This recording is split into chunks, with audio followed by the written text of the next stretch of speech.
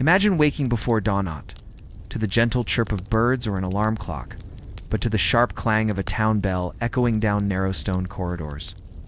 The air is thick not just with morning chill, but with soot, dampness, and the lingering smell of last night's refuse. You lie on a straw mattress, barely more than a sack on the wooden floor. The boards beneath you creak with every movement, and just above, someone, perhaps your landlord or another family, moves about noisily in the low-ceilinged attic. Medieval homes are built narrow and tall, stacked with people and possessions, barely enough space to stretch fully. There is no true sidewalk. The center of the street is lower than the edges, a crude canal for runoff and chamber pots. Last night's waste flows slowly downhill, a murky ribbon of filth that never quite disappears. You step over it with practiced care. There are no windows to throw open, just small, oiled parchment panes that let in a sliver of grayish light. The streets outside are already murmuring to life. A fishmonger shouts in a voice too loud for the hour. The outhouses one exists is often communal and not especially clean. Streets are loud not just with human voices, but with the calls of animals. Pigs root in refuse, chickens flap, stray cats fight in the alleys. And if something worse comes, a fever, a rash, a rat who prey, that is often all that's left. A woman pours water from an upper story. She does not check if someone is below. Old age comes early, if it comes at all. With wooden beams, open flames, and tightly packed buildings, a single spark can spread unchecked. There are feast days, markets, and mystery plays performed in the squares. There is laughter, too often at someone else's expense, but laughter nonetheless. And there is no organized fire brigade, just neighbors with buckets. You learn quickly here to keep your eyes up and your nose guarded. Meals are thin, coarse bread, watery ale, sometimes onions or dried peas. You might have meat once a week, or maybe not at all. Hooves clatter on wet stone. Somewhere, a dog yelps, followed by a quick, sharp yell and silence. There are muddy footprints on the stone steps of every chapel. There is resilience, even in the smoke-blackened alleys. The upper floors often jut out over the street, narrowing the sky above to a pale strip between eaves. Hanging signs sway in the breeze. Their painted symbols often the only way customers recognize a business in a world where many still cannot read. Let us follow the arrival of the plague. You roll up your bedding, tuck away a crust of hard bread, and step outside. The buildings rise up around you, timber-framed and leaning slightly, as if breathing in and out with the centuries. The air smells of many things. A butcher stall opens with the wet slap of meat against wood. Now imagine you are not simply walking through the city, but living here. Your day is long, whether you are a tanner working ankle-deep in foul water, a weaver hunched over a dim loom, or a child sent to fetch firewood. There is little privacy. Your space, your meals, the hearth is shared by many hands. Fires are always a risk. You worry about sickness not in the abstract way of our modern lives, but as a constant hum in your thoughts. Coughs linger, cuts fester. Children work as soon as they are able, yet somehow people go on. There is rhythm in the hardship. There are apprentices and their masters. There are guilds and gossip. But for you, for a visitor unaccustomed to it, all the endless clamor, the closeness, the smells, the hard ground, and the lack of privacy would wear thin within hours. And this, of course, is just the beginning. Let us now turn to a time when the already difficult rhythms of this city were interrupted by something far worse. Now, the rhythm of daily hardship, long, dull, and exhausting, has been broken. The city, with its constant shouting vendors and trudging workers, has quieted. It began, perhaps, with rumor. Whispers in the market about sickness in a distant port, a sailor dead before his boots touched the ground, a merchant's assistant falling ill mid-journey, but rumors were common. Most passed through unnoticed. Then, perhaps one morning you notice your neighbor's stall is shuttered. The butcher's son isn't helping with deliveries. A priest walks more often down the lane, murmuring softly with each home he passes. Within days, the silence grows louder than any shout. The Black Death does not knock on the city gates politely. It slips in through cracks, rides on fleas, hides in bundles of wool, and curls into bed with its victims. Imagine yourself in this moment. You are not a hero in a tale, You are simply someone, perhaps a cooper, a washerwoman, a scribe trying to make it through a Thursday. But now the world is shifting beneath your feet. The plague does not strike with thunder. It begins with fever, chills, and swelling. A child might complain of pain in the neck. A husband might feel faint. But by morning they are worse delirious, flushed, their breath ragged. The physicians, what few there are, wear strange garments. Long robes, beaked masks stuffed with herbs. They cannot cure, can only watch, mutter prayers, and suggest poultices. Within days, the afflicted are gone.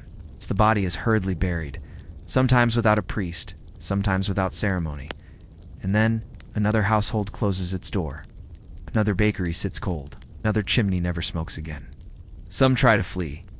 Wealthier families pack carts, close their shutters, and disappear to the countryside. But flight only carries the sickness farther. Others pray. The churches are filled with murmurs, soft weeping, candlelight, voices asking why. Life must go on. The living need bread. Children cry with hunger. Oh. The pigs still root in the alleys, indifferent. Merchants must weigh risks against coins. Bakers still light ovens, though their customers vanish.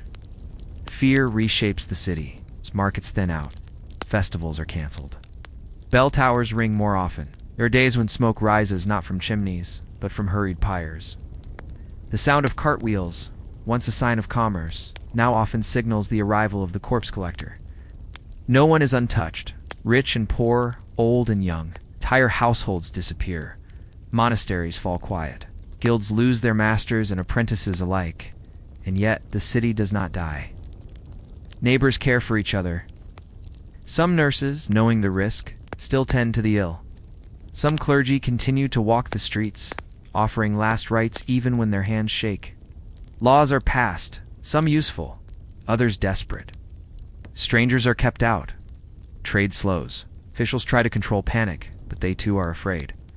When the plague finally ebbs months later, or a year, or Merit leaves behind a changed world, streets are emptier, work is harder to find, or easier depending on who you are. Landowners find their fields untilled. Wages shift. Entire customs fade. Some see it as punishment, others as opportunity. A few try to pretend it never happened. But you, if you had survived, if you were lucky or strong or simply spared, you would not be the same. Your city would not be the same. Its buildings might stand, but something beneath the stones, something in the rhythm would be forever altered. Now let us follow that sense of time buried in the ground. In our next chapter, we'll look not at stories passed down, but those uncovered, layer by layer beneath the cobbled streets. Beneath your feet, under the uneven stones and moss-grown alleys of a medieval city, another city waits. Imagine walking down a narrow street, the air heavy with dampness, the smell of old earth and soot lingering in the corners. You pass by timber-framed houses leaning inward, their rooftops nearly kissing. Beneath the bustle and clatter of modern movement, the ground holds layers of older life, hidden, forgotten, and slowly fading. In cities like York, London, and Paris, archaeology has become a gentle unwrapping of time. A shopkeeper renovates a cellar and finds beneath the plaster a Roman wall. A construction crew in central Paris digs a foundation and uncovers a medieval ossuary, skulls neatly stacked, as if still waiting for prayers. Beneath layers of mud and fill, buried courtyards appear, stone steps that once led to a tavern, charred beams from a fire no one now remembers. Broken pottery, discarded behind a vanished bakery, these fragments whisper of ordinary lives, the lives not chronicled in royal records or illuminated manuscripts. Imagine now that you are descending into one of these spaces, perhaps in the heart of York, where excavations at Coppergate peeled away centuries. The lowest levels hold Viking-era timber buildings, sleeping quarters no larger than a pantry, hearths still blackened with soot. Above them, successive layers of medieval homes built atop the old plaster walls, clay floors, wooden beams hewn by hand. In Paris, under the banks of the Seine, ancient wells and cisterns lie hidden, their stones still cool to the touch, moss clinging to the damp curves. Here, workers once gathered water or rinsed vegetables or cooled clay jars of wine. In Bologna and Naples, archaeologists have discovered entire streets preserved beneath the modern one's arched passages. Bricked-over doorways, the remains of shops where wares were once displayed in open shutters. Fish laid on damp straw, spices sealed in glazed jars. Even simple objects tell stories. Child's leather shoes, misshapen, with a carefully stitched seam, bone comb worn smooth by daily use. A merchant's tally stick, notched with trade agreements now meaningless but once urgent. There are cellars with graffiti-scratched prayers or warnings, faded faces carved into stone. Walls with remnants of bright paint, perhaps once forming saints or florals or abstract borders. And in some places, carefully sealed spaces, homes closed during a plague, locked from the outside, never reopened. Their contents preserved in stillness. A tipped chair, a bowl mid-meal, a hearth half-swept. The soil holds stories of disasters too, fires that razed neighborhoods, leaving thick layers of charcoal. Floods that deposited silt across courtyards. Earthquakes that shifted foundations, cracking stone and reshaping walls. Time here is soft, folds over itself gently. One century spills into the next, like flour sifted through fingers. What was once urgent becomes forgotten. What was once mundane becomes sacred by virtue of survival. And for archaeologists, each discovery is an echo. They kneel in silence, trowels scraping softly, brushes sweeping delicately. They uncover not treasures, but traces of routine, of survival, of the rhythm of vanished lives. To walk the streets of a medieval city is to walk above lives both remarkably similar and astonishingly different. Beneath the cobblestones are dreams, fears, laughter, meals, and mourning, all resting in patient silence. And so, we rise again to the surface, not to the common lanes of the poor or the cellars of tradesmen, but into the carved stone corridors of those who wielded quiet power. Our final chapter will lead us into the town hall, into the refined chambers where ritual and status governed every bite of dinner, every lifting of a goblet, every word spoken.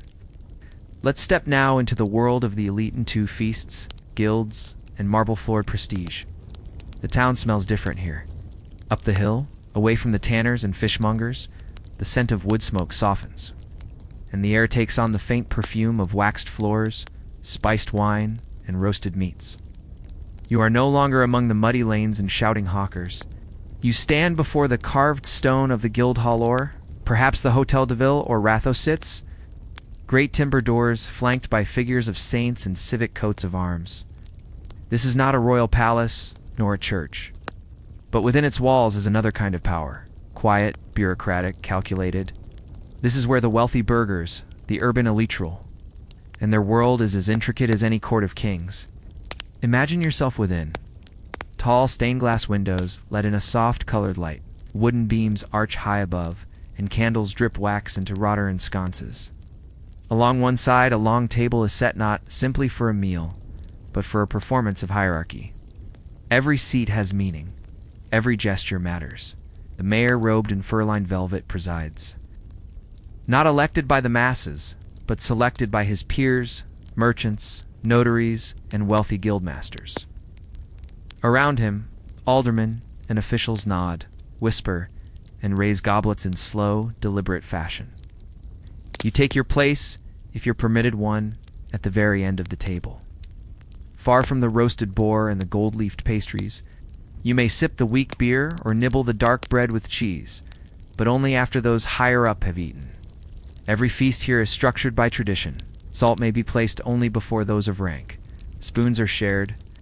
Hands are washed and bowls of scented water passed from servant to servant. Courses arrive in sequence, and they reflect not just the wealth of the hosts, but their political alliances. Spices from the east, herring from the North Sea, wine imported overland from Gascony or the Rhineland.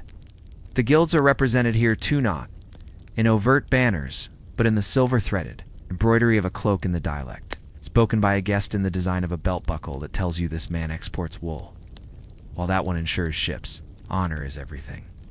To take offense at a seating arrangement is not merely rudeness. It can lead to duels, to withdrawal of trade, even to riots.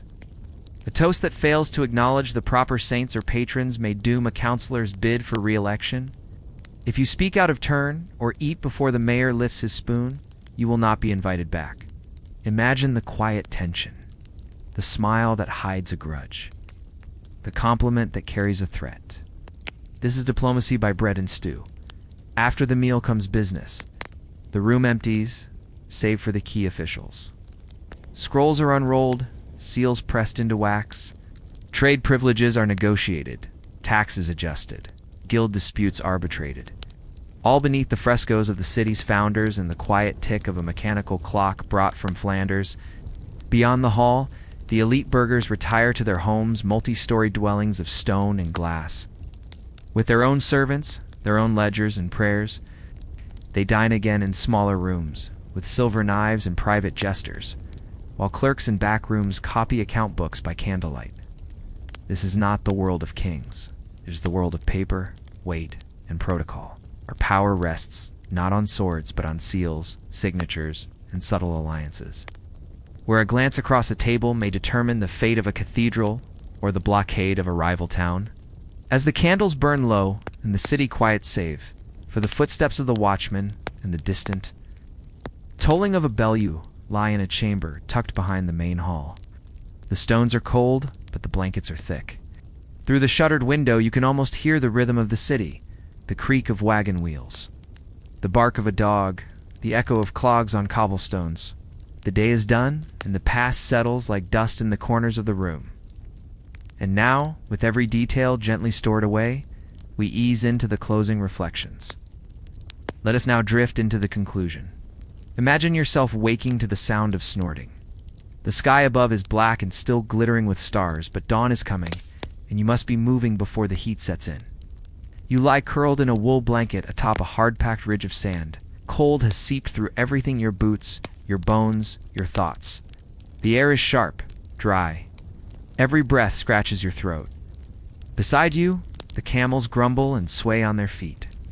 There are 6 of them, or were you squint in the dark counting? 1, 2, 3. Yes, 6. Still there, still tied, still yours. Your hands are rough from rope and ice. Even in the summer, nights in the Gobi are brutally cold. And by noon, the same ground you now shiver on will be hot enough to burn. You rise slowly, brushing fine sand from your hair, your sleeves, your face. It's always their grit in your mouth, in your eyes, in your food. Sand in your blanket. Sand in the folds of your clothes. A constant companion. There's no road. Only vague trails markers you've memorized. The shape of a hill. Stand of wiry desert shrubs. The color of stone underfoot. The land changes slowly, but constantly. Shifting dunes can erase landmarks overnight. Wind can bury a trail, turn a familiar place into something treacherously unfamiliar. You guide the camels with grunts, clicks, and long ropes. Some are obedient. Most are not. The Bactrian camel, double-humped, woolly, and endlessly chewing, is both your most valuable asset and your greatest frustration. They spit, they groan, they kneel when they should stand, but they can go for days without water. They can bear hundreds of pounds, and they remember paths better than you do. Water, when found, tastes of salt and sulfur. Food is flatbread, dried mutton, and fermented camel milk sour, warm and oddly comforting. It's a meal, it's energy, that's what matters. By midday, the sun is high. The sky is a pale, endless blue. No clouds, no shade, heat shimmers on the horizon. The camels grunt and plod forward. You walk alongside them, your feet wrapped in stiff felt boots, your face shielded with a cloth against the sun and dust. There are no villages here, no trees, no rivers, except dry ones. Sometimes you will pass a cairn of stones with prayer flags flapping in the wind, tied by someone long ago. A marker, plea for safety. Maybe you add one too. At night, the silence deepens. You tether the camels, build a small fire, if fuel can be found. Twisted brush, dung, broken branches. You eat what little remains. You drink tea steeped in salted milk. The stars are impossibly bright. The world feels vast, and you're very, very small. But you must sleep. Tomorrow is another day, another stretch of emptiness, another challenge. always watching the camels, always watching for bandits, always chasing the promise of a market town or a trading caravan where you might trade hides for grain or wool for tools. But that's still days away. This life is not romantic. It is not noble. It is sand and cold and distance. It is a rhythm of silence and motion, broken only by the needs of the herd and the threats of the land. And yet in the stillness, there is something else, a kind of peace, clarity, a knowing that you are utterly alone and utterly alive. In the next part of our journey, we will leave the Nomad-S trail and follow the footsteps of a man who helped stitch this desolate land into a network of trade, diplomacy, and empire. Let us now turn to the story of a remarkable traveler and envoy of the Han Dynasty, the man credited with opening the Silk Road. Let us now shift gently from the quiet solitude of the herder to the uncertain path of the imperial envoy. The year is around 138 BCE, and the Han Empire in China is strong but wary. Beyond its western borders lies a world of mystery rumors, of powerful peoples, swift horses, and untapped alliances. The Emperor Han Wudi is ambitious. He dreams of reaching beyond the mountains and deserts, finding allies against his enemies, the nomadic Xiongnu. To do this, he needs a messenger, someone steady, resilient, capable of traversing thousands of li across rivers, deserts, and the unknown. That man will be Zhang Qian. Zhang Qian was a court official, trained in protocol and diplomacy, but the task he was given went far beyond ceremony. He would be the first known Chinese emissary to journey deep into Central Asia, a journey that would stretch across decades. It would open a corridor of exchange that would echo for centuries. His path began with promise. Accompanied by a small retinue and guides, Zhang Qian departed the imperial court and headed west. His destination, the kingdom of the Yuesian Indo-European people who had once lived in the Gansu corridor, but had since been displaced by the Xiongnu and had migrated toward the lands of Bactria. But almost immediately, fate intervened. Not long after leaving Han territory, Zhang Qian was captured by the Xiongnu, the very people he was trying to circumvent. For 10 long years he lived among them, prisoner but also a keen observer. He married a Xiongnu woman, learned their language, studied their customs, waited, watched, endured. Eventually, he escaped. With loyal followers still beside him, he fled across the steppe, down into the valleys, past oases, and through shifting alliances. At last, he reached the Yuezhi. But the Yuezhi by then had grown settled. They had little interest in returning east to confront the Xiongnu. The alliance Zhang Qian had hoped to forge would not be. Still, his mission was not in vain. During his years abroad, Zhang Qian gathered information volumes of it. He documented kingdoms, river systems, crops, animals, currencies. He learned of places with unfamiliar names: Duan, Fergana, Bactria, Parthia. He saw grapes and alfalfa, horses larger and stronger than those of the Han. He returned to China after 13 years, weathered, thinner, but alive, and full of stories. His reports astonished the court. The emperor, far from disappointed, was inspired. Trade routes were imagined, diplomatic ties considered. Zhang Qian had not accomplished the alliance he sought, but he had mapped out the world beyond the mountains, its possibilities, its people, its riches. His journey opened the early threads of what would later be called the Silk Road.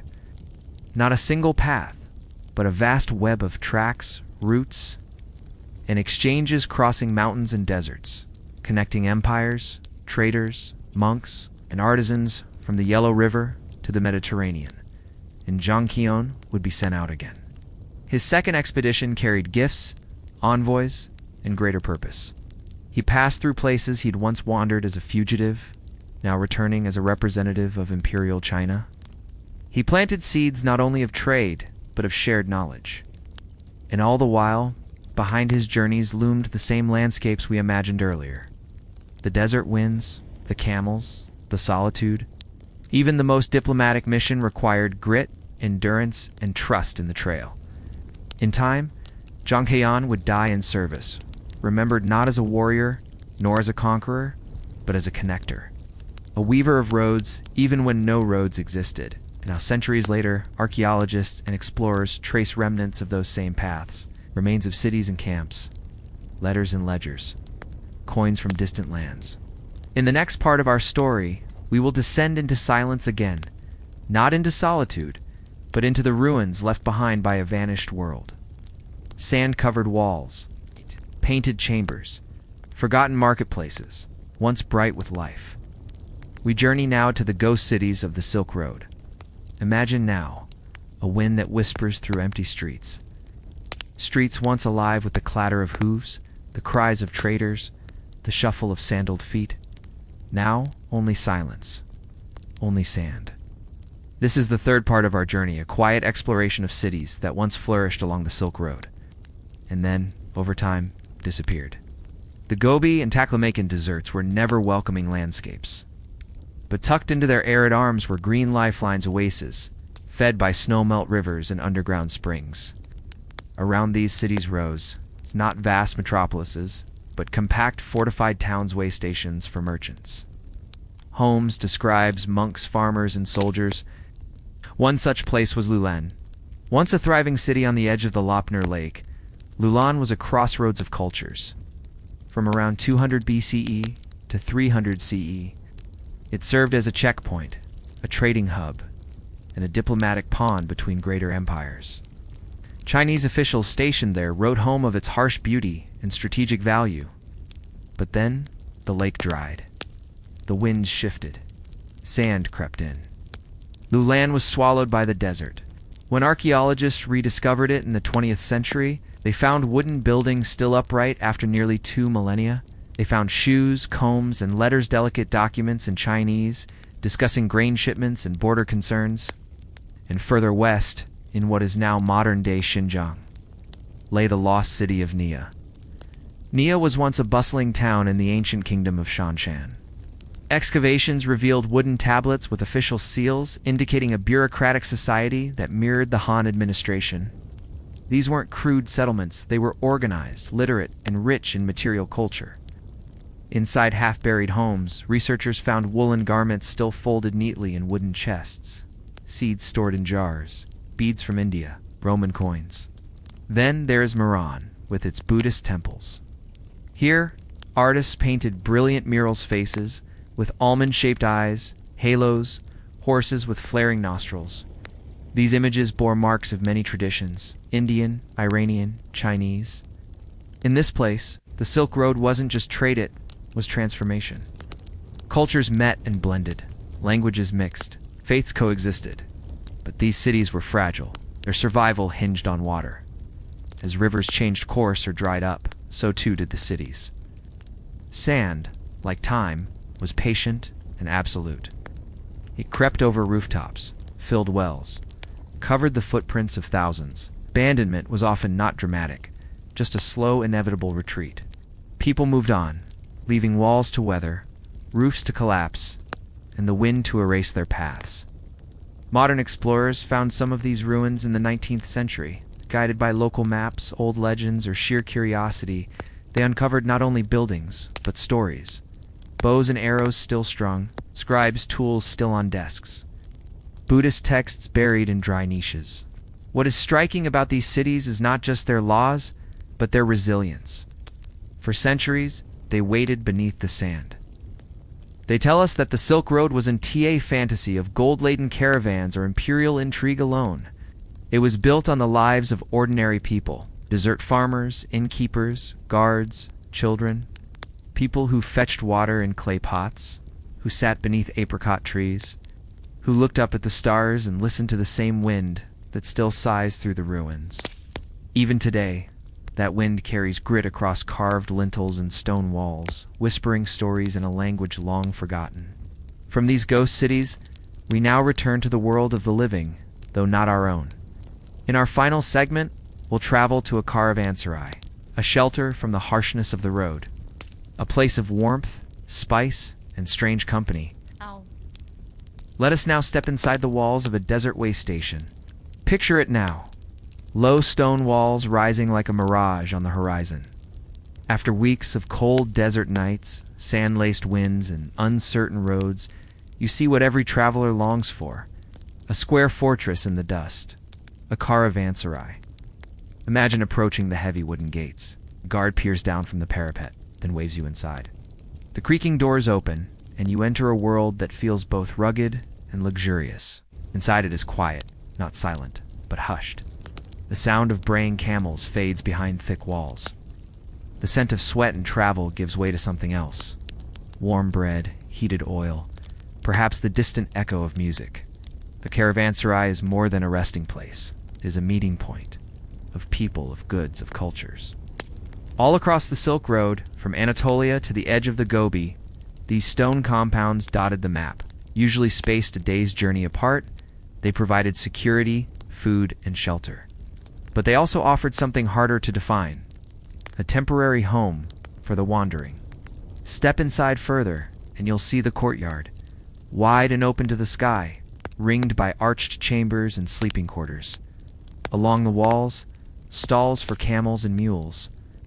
In one corner, a large water trough. In another, a raised oven, still warm from the night's flatbread. The air is thick with smell: sweat, spices, dust, wool, and wood smoke. You brush the sand from your clothes, unwrap your scarf, and begin to relax for the first time in days. To your right, a merchant from Samarkand unrolls fine cottons dyed a deep indigo. His assistant stacks baskets of dried apricots and pomegranates. To your left, a translator from Kashgar counts silver coins into a wooden bowl, bargaining softly with a Sogdian trader. Here, languages mingle as easily as the aromas: Persian, Arabic, Mongolic tongues, Turkic dialects, Chinese, and occasionally even Greek or Latin, depending on who's passing through. No single tongue dominates, but shared customs, smooth communication, hand gestures, hospitality, mutual respect.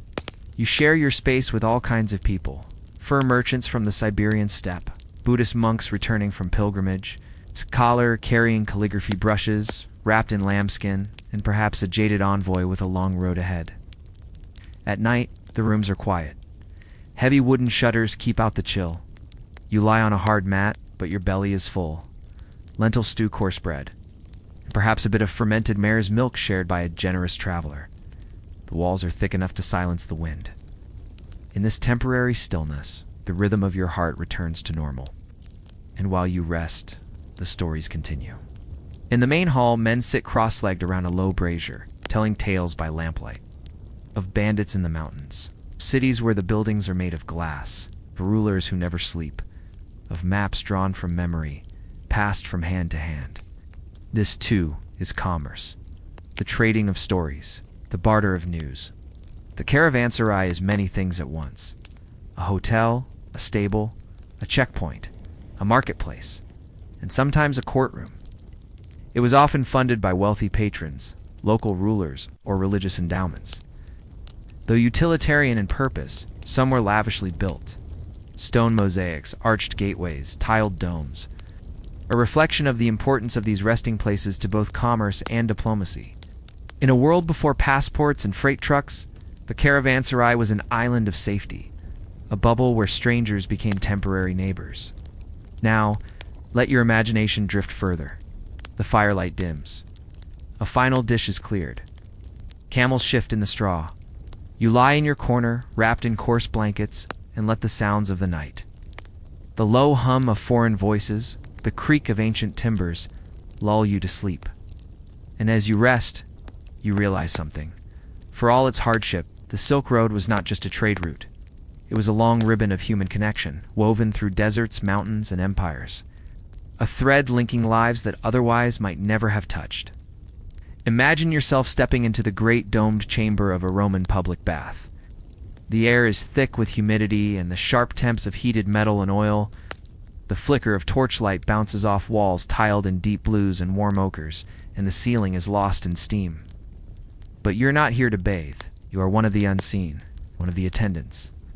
One of dozens of men and boys who begin their day long before the first patron appears.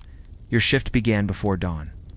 In a small courtyard at the rear of the complex, you hauled armfuls of dry wood to the furnace, what the Romans called the hypocaust. It's an ingenious system. A raised floor supported by stone pillars allows heat from the fire to pass underneath the room, warming the air above.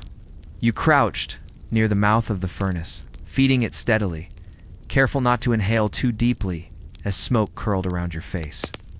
The sweat began early, not from heat but from labor. The fire must be maintained, no matter what. Caldarium, the hot room, demands relentless heat, and the tepidarium, the warm room, must remain constant. If the baths were cold, even slightly word would spread quickly, and patrons would complain. There are other duties too. Before the first bather arrives, the floors must be scrubbed. The mosaic tiles are worn smooth and slick from years of oil and water. You use a stiff reed brush and a bucket of warmed water to clear yesterday's residue sandal grime. Stray leaves the ashes from incense braziers. Once a senator slipped in the frigidarium. Afterward, your overseer, a lean man with a perpetual frown, made you polish every threshold 3 times. You don't forget lessons like that. By mid-morning, the bath complex is alive. The outer chambers echo with laughter, arguments, footsteps, and the dull splash of water.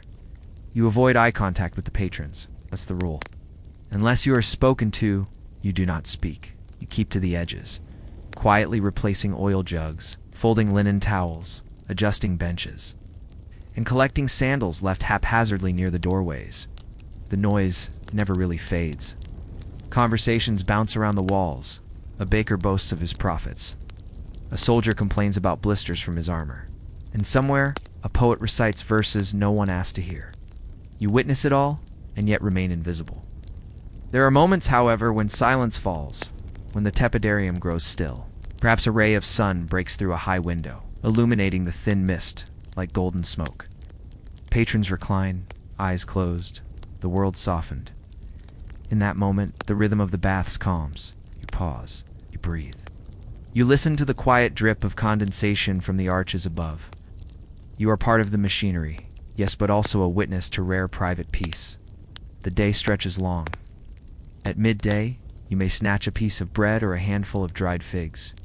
Sometimes, if your supervisor is in a good mood, you're given a crust soaked in wine. But then the cycle continues. More guests, more towels, more wood, more sweeping. Always sweeping. In the late afternoon, the patrons begin to thin. The echoes lessen. You gather used Strigel's bronze scraping tools left on benches and return them to the brass tray. You clean the oils from the walls, unstopper the drains, and refill the urns. And when the sun dips low, when the marble floors gleam in the last of the light, you pause once more. Your hands are red from heat and water, your tunic is damp, but the baths are clean again. You do not have a villa. You do not write your name in stone. But each day you help preserve something central to Roman life, order, cleanliness, and ritual. Tomorrow, it will begin again. The fire, the steam, the silence, and the slow, invisible work of keeping a civilization glowing from within. Imagine now stepping away from the busy, steaming baths and into the wide, sunlit spaces of the Roman Empire's greatest architectural endeavors. You follow the footsteps of Hadrian, the emperor who journeyed far and wide, shaping Rome's identity not only through wars but through stone and vision. Hadrian was born in 76 AD into a world where power was inherited but also earned through vision. Unlike many emperors before him, Hadrian was not content to rule from Rome alone. He moved, traveling through the vast provinces of the empire, sometimes on horseback, sometimes on foot, always observing, always planning. His love of architecture was a quiet passion, though it shaped the very borders of the empire. You might imagine him walking the edge of the cold, misty hills in Britannia, where a massive stone wall began to rise, a formidable barrier against the unknown beyond, marking the northern limit of Roman control, a physical symbol of order amid the wild. But Hadrian's travels took him much further, to the sun-baked hills of Greece, where he constructed the villa that would become his sanctuary, a sprawling complex filled with gardens, baths, pools, and libraries, a private world within the empire. Hadrian was also a man of contrast, sat once an admirer of Greek culture and a devoted Roman emperor. He commissioned the Pantheon's rebuilding in Rome, its vast dome a marvel of engineering and a quiet testament to human ingenuity. Yet, for all his grandeur, Hadrian's reign was shaped by careful management rather than reckless expansion. He fortified borders, restored cities, and strengthened infrastructure. You can almost hear the gentle clink of chisels on marble, the steady rhythm of masons' hammers, the muted voices of architects discussing plans beneath open skies. Hadrian's life was not without difficulty, faced challenges both political and personal. His relationship with Antinous, his young companion, is remembered with a tenderness rare in imperial histories after Antimle's death. Hadrian deified him, establishing a city in his honor along the Nile. Imagine Hadrian walking among his works, inspecting every detail. He moved not as a distant ruler, but as a curator of an empire's soul. Hadrian's legacy is one of enduring stones and quiet power, contrast to the loud triumphs of conquest. Through his buildings, his roads, and his walls, he shaped the empire's rhythm, much like the attendants shaped the flow of steam and heat in the baths. His vision was steady, methodical, an empire held together not just by armies, but by the careful, patient hand of a builder. As night falls on the villa, and the lamps flicker softly against polished marble, we leave Hadrian's world behind, stepping now from the sunlit hills back into the hidden arteries beneath Rome itself. Imagine now descending away from the sunlit villas and bustling forums, beneath the very streets where senators and bath attendants once walked. You find yourself in a hidden world of stone and shadow, where water flows silently and the city's unseen veins pulse with quiet purpose. The ancient Romans were masters of engineering, and nowhere is this more apparent than in their aqueducts and sewer systems. Picture the steady sound of water trickling through stone channels, flowing from distant mountains into the heart of the city. These aqueducts, some stretching for tens of miles, brought fresh water to Rome's fountains, baths, and homes a lifeline for millions. You might imagine the cool, damp air of the underground tunnels, thick with the scent of ancient earth and mineral-rich water. The engineers who designed these marvels carved their paths carefully, maintaining gentle slopes so the water could flow naturally, guided by gravity alone. Beneath the city, the Cloaca Maxima, one of the oldest sewage systems in the world, carries away waste, keeping the streets above from flooding and stagnating. This massive drain, built centuries before Christ, still courses beneath modern Rome, a silent guardian of sanitation. As you move deeper into the tunnels, you hear the faint echo of footsteps from workers who once maintained these passageways, ensuring that blockages were cleared and water continued to flow smoothly. Imagine their careful inspections by torchlight, the steady rhythm of their movements as they balanced hygiene with the risks of the underground. This hidden infrastructure was essential to Roman life. The public baths depended on clean water. The markets thrived because waste was managed, and the city's health, as much as it could be in ancient times, was preserved. Yet these tunnels also tell quieter stories, forgotten chambers where goods were stored, secret passages used in times of unrest, and niches carved into stone that once held offerings or tools. The engineering genius of Rome was not just in the grandeur of temples or amphitheaters, but in these unseen systems that kept a sprawling metropolis alive and functioning. Imagine the contrast. Above ground, the noise of horses' hooves, the calls of merchants, the chatter of senators. Below, the calm flow of water, the dark stillness broken only by the distant drip of moisture and the soft scraping of stone. As you leave the underground world and rise again toward the marble halls, you carry with you the quiet knowledge of Rome's lifeblood water and waste moving in ceaseless rhythm, from the depths of the city to the heights of power. The story of Rome is one of careful balances, civilization held together by both spectacle and service, by marble and mortar, by the hands of many.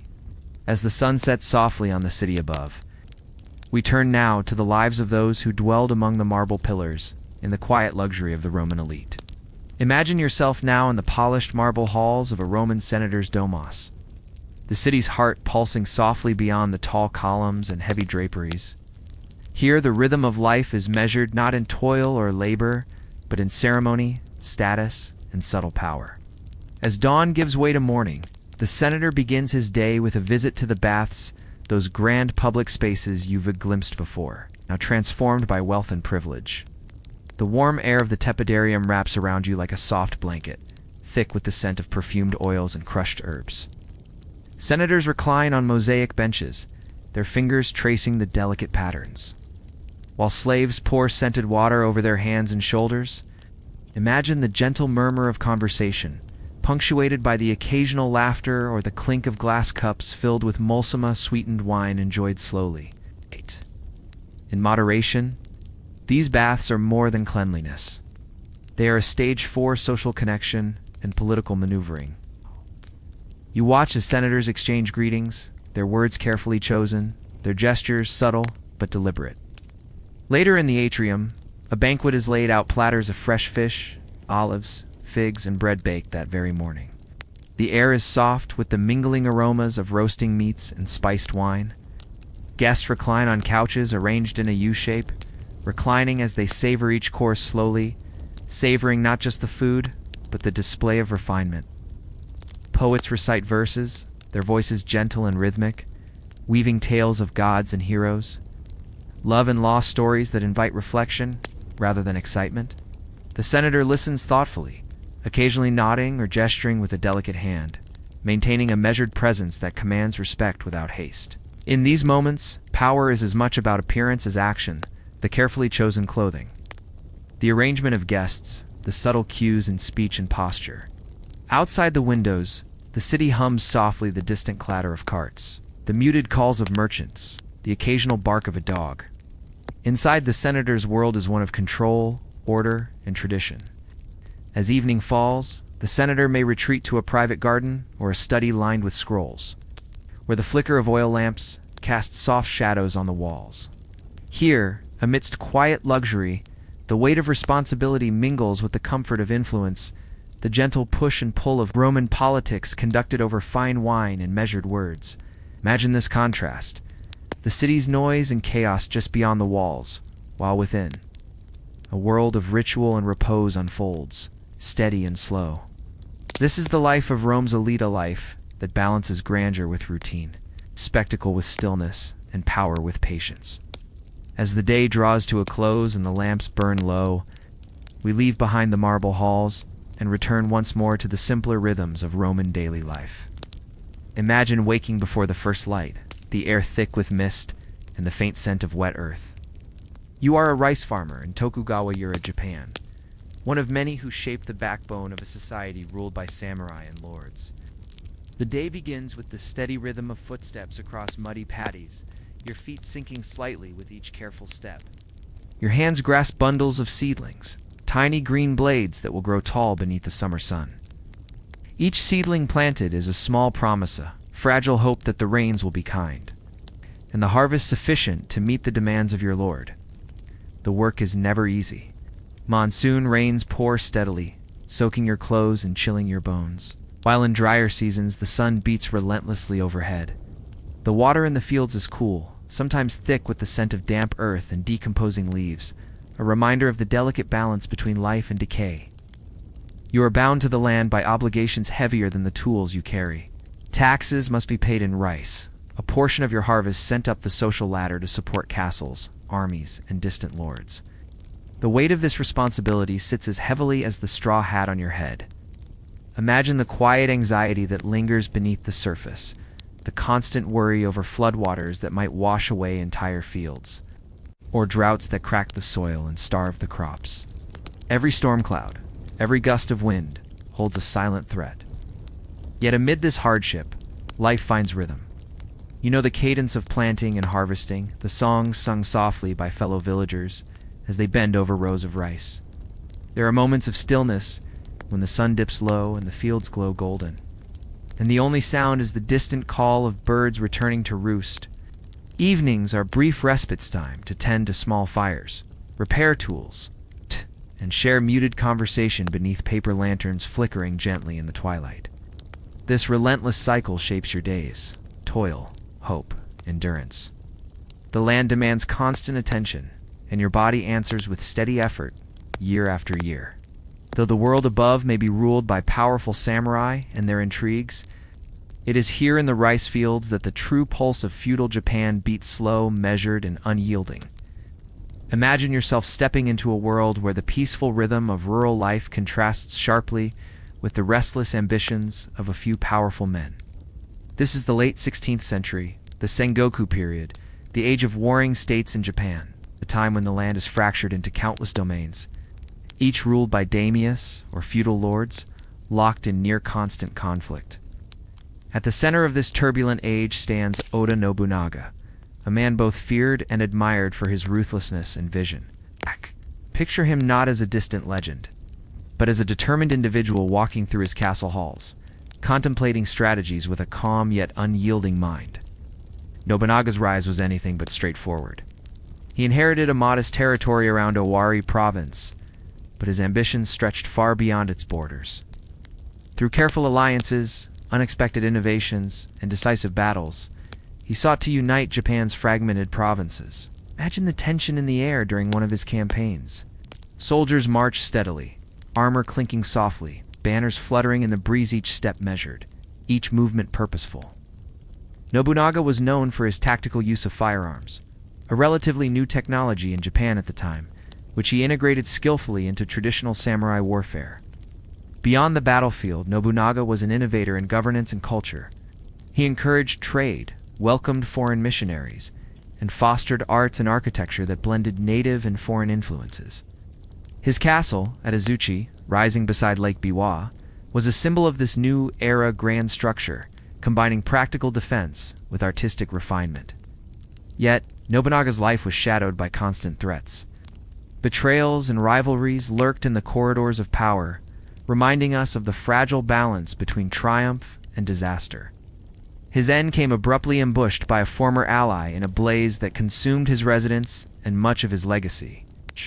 But the world Nobunaga shaped did not disappear with him. His vision laid the groundwork for the eventual unification of Japan under Tokugawa Ieyasu, heralding a long era of peace. As you imagine the weight of Nobunaga's ambitions, the clatter of armor, the flickering light of campfires, remember how one man's actions rippled through the centuries, changing the course of a nation.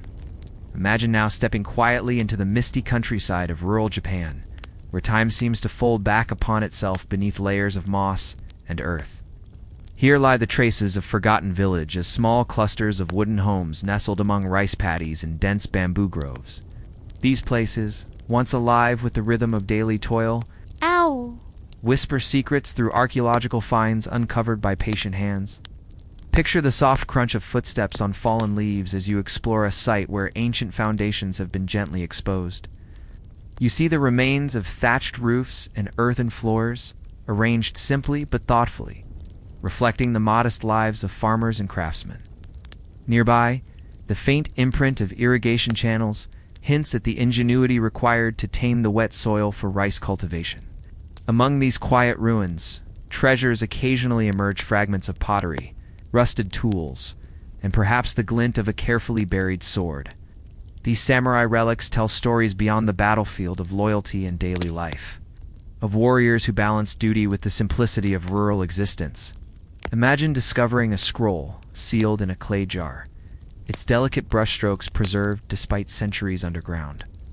Such documents reveal the codes of conduct, poetry, and records of land ownership, illuminating the delicate weave of society that kept the shogunate's grip steady.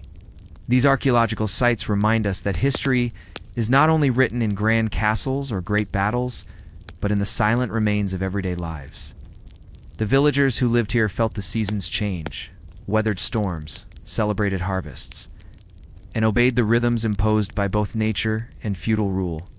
As you let your mind wander among these buried streets and hidden homes, notice how the stillness invites reflection, pause between past and present. Imagine the soft rustling of bamboo leaves and the distant call of a bird, underscoring the quiet persistence of life. From these hidden places, a fuller picture of feudal Japan emerges, not just the warriors and rulers, but the people whose steady labor sustained an empire. Imagine yourself stepping into the heart of Edo's pleasure districts, known as the Floating World, a world shimmering with the subtle interplay of beauty, art, and strict social codes. The air is soft with the scent of incense and delicate perfumes, mingling with the quiet murmur of koto strings and whispered conversations behind paper screens. Here, among narrow lanes lined with paper lanterns, courtesans glide gracefully in elaborate silk kimonos, each fold and pattern telling a story of status and refined taste. Their hair, meticulously styled with ornamental pins, catches the low glow of lantern light, while their painted faces reveal the artistry of centuries-old tradition. The floating world was more than just a place of leisure. It was a stage for the complex dance of etiquette and cultural expression. Each gesture, each bow, carried meaning and unspoken language that governed interactions between courtesans, patrons, poets, and merchants. Imagine the hushed salons where haiku poets gathered, exchanging verses that captured fleeting moments: dew on a leaf, the blush of cherry blossoms, the passing of a gentle breeze. Artisans displayed their work, from woodblock prints to delicate ceramics, reflecting the refined tastes of Edo's urban elite. Beneath the surface of pleasure and beauty, these spaces were also arenas of power and influence, where courtesans could shape opinions and where social ambitions quietly played out. The rituals of tea ceremonies, the measured movements during banquets, the sharing of calligraphy scrolls all were part of an intricate social fabric.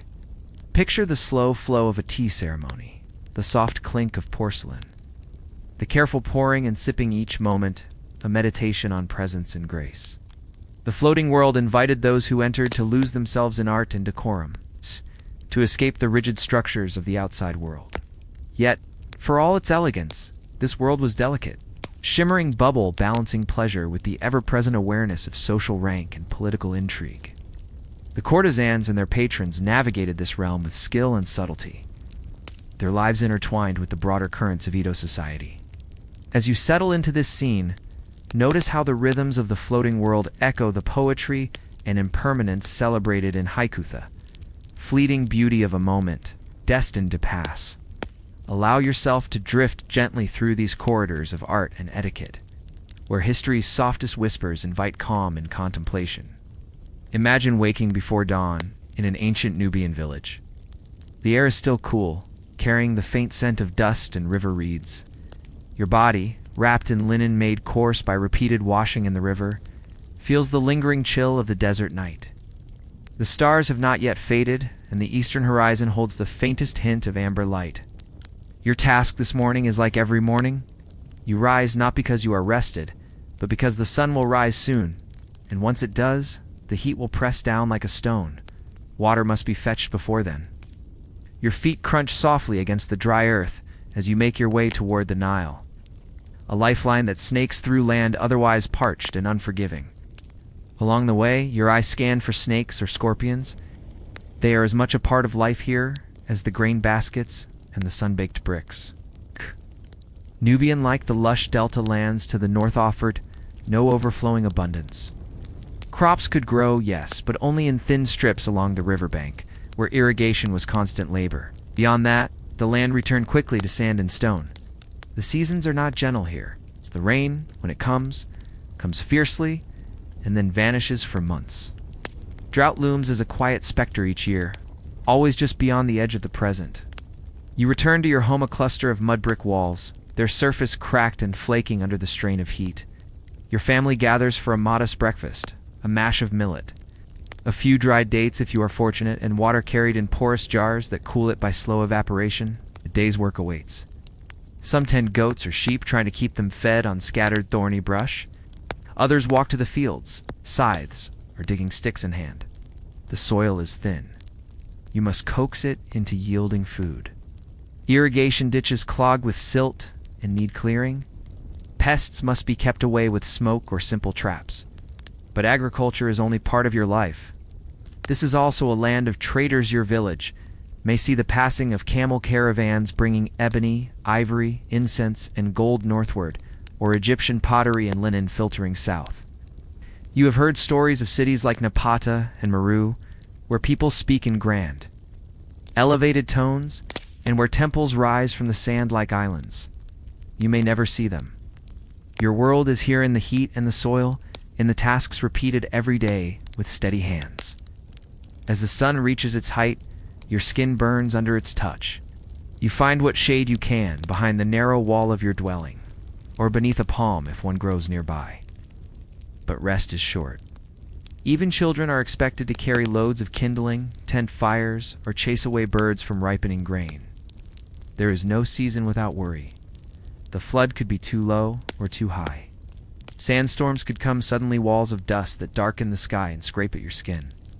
Raiders, too, were always a fear in more remote stretches bands, seeking to steal animals, tools, even people. You learn to keep your voice low, your eyes watchful. Life is hard, but its rhythm is known, dependable in its difficulty. At night, the air cools quickly. You sit beside a small fire, the smell of smoke clinging to your linen. Perhaps you hum the songs your mother taught you, songs that speak of endurance, of ancestors who walked the same cracked soil and drank from the same river. The stars overhead are sharp and brilliant in the dry air. You watch them, knowing they will be there again tomorrow, and the next day, and the next. You lie down on a woven mat, back stiff, muscles sore, but mind quiet. Another day survived. Another day to begin again. This was life for countless Nubians, relentless, shaped by land and sky, and the endless flow of the Nile. Now, let us shift our gaze from the daily rhythm of desert life to the story of a woman whose name still echoes across centuries of sand and stone, Amenarinas. She was not born into peace, nor did she rule in ease. Hers was a world of borders between empires, between cultures, and between the promise of wealth and the threat of war. To understand her story, we must first understand her world. It was the late 1st century BCE, Rome, having swallowed Egypt into its empire, following the death of Cleopatra and the defeat of Antony, now stood as a neighbor to Nubia. Specifically to the kingdom of Kush ruled, from cities like Napata and later Meru. The Romans looked southward and saw opportunity. They saw gold, ivory, and fertile trade routes winding through lands that they did not yet control. But the Kushites saw something else. They saw a foreign empire edging closer, and so they prepared. At this time, Queen Amenarinas held power not as a consort, not in ceremonial name alone, but as Kandak, a ruling queen in her own right, a title often translated as Candace. Her figure, when represented in art, is imposing, broad-shouldered, strong, eyes focused. In temples carved with reliefs, she stands with a bow in one hand, a spear in the other, and the sun disk above her head. According to Roman sources who knew her only through her resistance, Amenarinas was already a mature woman by the time Augustus sent his governors into the south. Her husband, King Taratacus, may have died just before the conflict began, and her son was too young to rule, so she led. The tension began, as it so often did, with taxation. Rome claimed lands just north of the First Cataract and demanded tribute. Amenarinas refused. In a world where refusal was tantamount to defiance, war was inevitable. Around 25 BCE, she struck first. Her forces crossed into Roman-held Egypt. They raided frontier settlements. Statues of Augustus were torn down, and at least one was taken back to Nubia, where, according to archaeological evidence, it was buried beneath the steps of a temple. Symbolic act. The emperor's likeness trodden underfoot by worshippers. But Rome predictably responded. The Roman general, Gaius Petronius, launched a counterattack. He marched south, captured Napata once, the Kushite capital land, razed parts of it. But Amenarinas had already retreated, preserving her core power in Meru, deeper in the desert. There, she regrouped. Her forces harassed Roman lines. And though she could not match the legions in armor or formation, she understood the land. Her archers were skilled, her riders swift. It was not a war of conquest. It was a war of message. This far, and no farther. What makes Amenarina's story unusual is not just her military leadership, it's what came after. Rather than pressing for total victory or surrendering outright, she negotiated. Rome and Kush reached a peace. And in a striking concession, Augustus agreed to withdraw from much of the disputed territory. More than that, he waived the demand for tribute. Kushites would send no annual payment to Rome. They would remain sovereign, independent, their southern border intact. That agreement held. For decades. Imagine that. A woman, ruling from a city surrounded by desert and thorn trees, looking north to the might of Rome and saying, "No, and being heard. What Amenarinas looked like precisely, we don't know. Her images in temple reliefs show her with commanding presence, sometimes flanked by lions, sometimes leading prisoners on leashes. But these were symbolic. Like most rulers of the time, she was presented as larger than life, sometimes literally. One thing stands out in the record: she is referred to as having lost an eye. Whether in battle or by illness, We cannot say. But in the legends, she is remembered not for the loss, but for what she still had. Vision, purpose, resolve. You can picture her returning from a campaign, the desert wind pulling at her robe, one eye closed forever, the other watching the horizon, alert for what might come next. In a time and place where survival required endurance, Amenarina's practiced command. In a borderland world, she held the line. And when she was gone, her story remained, passed down in both Roman commentaries and local songs. And today, re-emerging in quiet reconstructions, in dusty museums, in slow-voiced histories such as this. She was not the first queen of Kush, nor the last, but she was among the most remembered, a rare thing in the shifting sands of time. Let us now leave the footsteps of Queen Amenarina's behind and follow the wind as it sweeps, eastward through the open dunes and into the ancient necropolis of Merua, place where time sleeps. Beneath stone, and where secrets lie interred, beneath shifting sands, the city of Meru, once a royal seat of the kingdom of Kush, rose to prominence after the decline of Napata. Situated on the east bank of the Nile, not far from today's border of Sudan and Ethiopia, Meru flourished for centuries as a nexus of trade, ironworking, and ritual. But it is not the palaces or forges that draw the modern eye, it is the pyramids, smaller than their more famous Egyptian cousins. The pyramids of Meru number in the dozens, steep-sided, slender, and closely spaced. Their angles rise abruptly from the desert floor, some partially buried, others broken at the tip where looters once forced their way in. Yet they remain striking, stark still, enduring through centuries of silence. Imagine yourself walking among them. The sun hangs low, casting sharp golden light that bakes the stone and makes each structure seem to glow from within. The air is still, except for the soft hiss of breeze dragging fine grains across the sandstone steps. You might hear your own footsteps echo slightly in the heat sand crunching underfoot, the occasional flap of a bird's wings overhead. Each pyramid once marked the tomb of a Kushite royal or noble. These were not simple burials. Inside, narrow chambers were often painted with rich murals, images of gods, queens, offerings, and journeys to the afterlife. Hieroglyphs appear, but not Egyptian alone. The Meroitic script still only partially deciphered lines the walls indelicate. Looping strokes, guarding words we no longer fully understand. What do they say? Prayers, titles, poems? We can only guess. Some tombs contain carvings of the deceased receiving the blessing of Ammon, the ram-headed god of Thebes. Others show scenes of royal life processions, hunting, or the ritual offering of incense and libations. But beneath all of this lay the bones, resting in chambers dug deep into bedrock, sometimes wrapped, sometimes clothed, sometimes accompanied by fragments of gold or iron or ceramic. Gold, in particular, was both a blessing and a curse. Kush was rich in it. Curses came from as far as India and Rome in pursuit of its gleam. But where there is wealth, there are thieves. In the 19th century, a man named Giuseppe Forlinia, treasure hunter of sorts, arrived in Meru with dreams of riches. With dynamite and crowbars, he cracked open more than 40 pyramids, destroying irreplaceable heritage in pursuit of gold.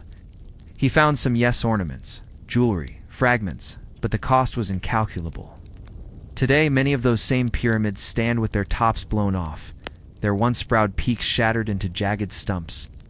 Their beauty remains, but it has been scarred by greed. And yet, the mystery endures.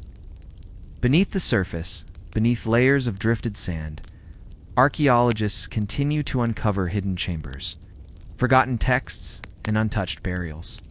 Some sites are so remote that excavation takes months just to begin.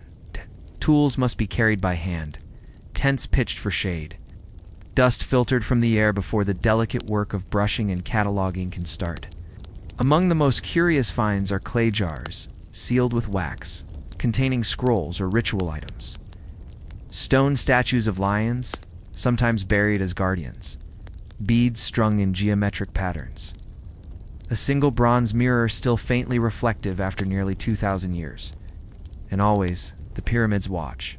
Their pointed silhouettes against the twilight sky resemble teeth or fingers reaching for something just out of reach. Perhaps memory, perhaps immortality. The people of Meru believed in an afterlife, though we don't know precisely how they imagined it. Perhaps a continuation of royal duty, perhaps a reunion with ancestors under the stars. Their burial practices suggest reverence, but also permanence, a desire to endure beyond decay, beyond conquest, beyond even understanding. As you stand amid the ruins, you might feel a soft unease, not fear, but reverence. As if you've entered a place not meant for the living, but not entirely for the dead either. A liminal zone, where time folds gently in upon itself. And then slowly, you walk back, leaving the pyramids behind, letting them return to their sleep beneath the sands. A silence settles once more, and only the wind remains, whispering through empty doorways. From the land of the dead, we now return to the realm of the living, yet not the ordinary. For we turn next to the heights of Nubian society, the flicker of oil lamps, the sound of stringed instruments, the heavy scent of incense drifting through the columns of a palace. As the sun begins to dip behind the Nubian hills and the air cools with evening's slow descent, we return once more to the banks of the Nile, not to the arid desert or the broken pyramids of Meru, but to a quieter, earlier capital, Napata. Nestled near the Fourth Cataract and cradled by the sacred mountain Jebel Barkal, Napata once thrived as the spiritual and political center of the Kushite kingdom.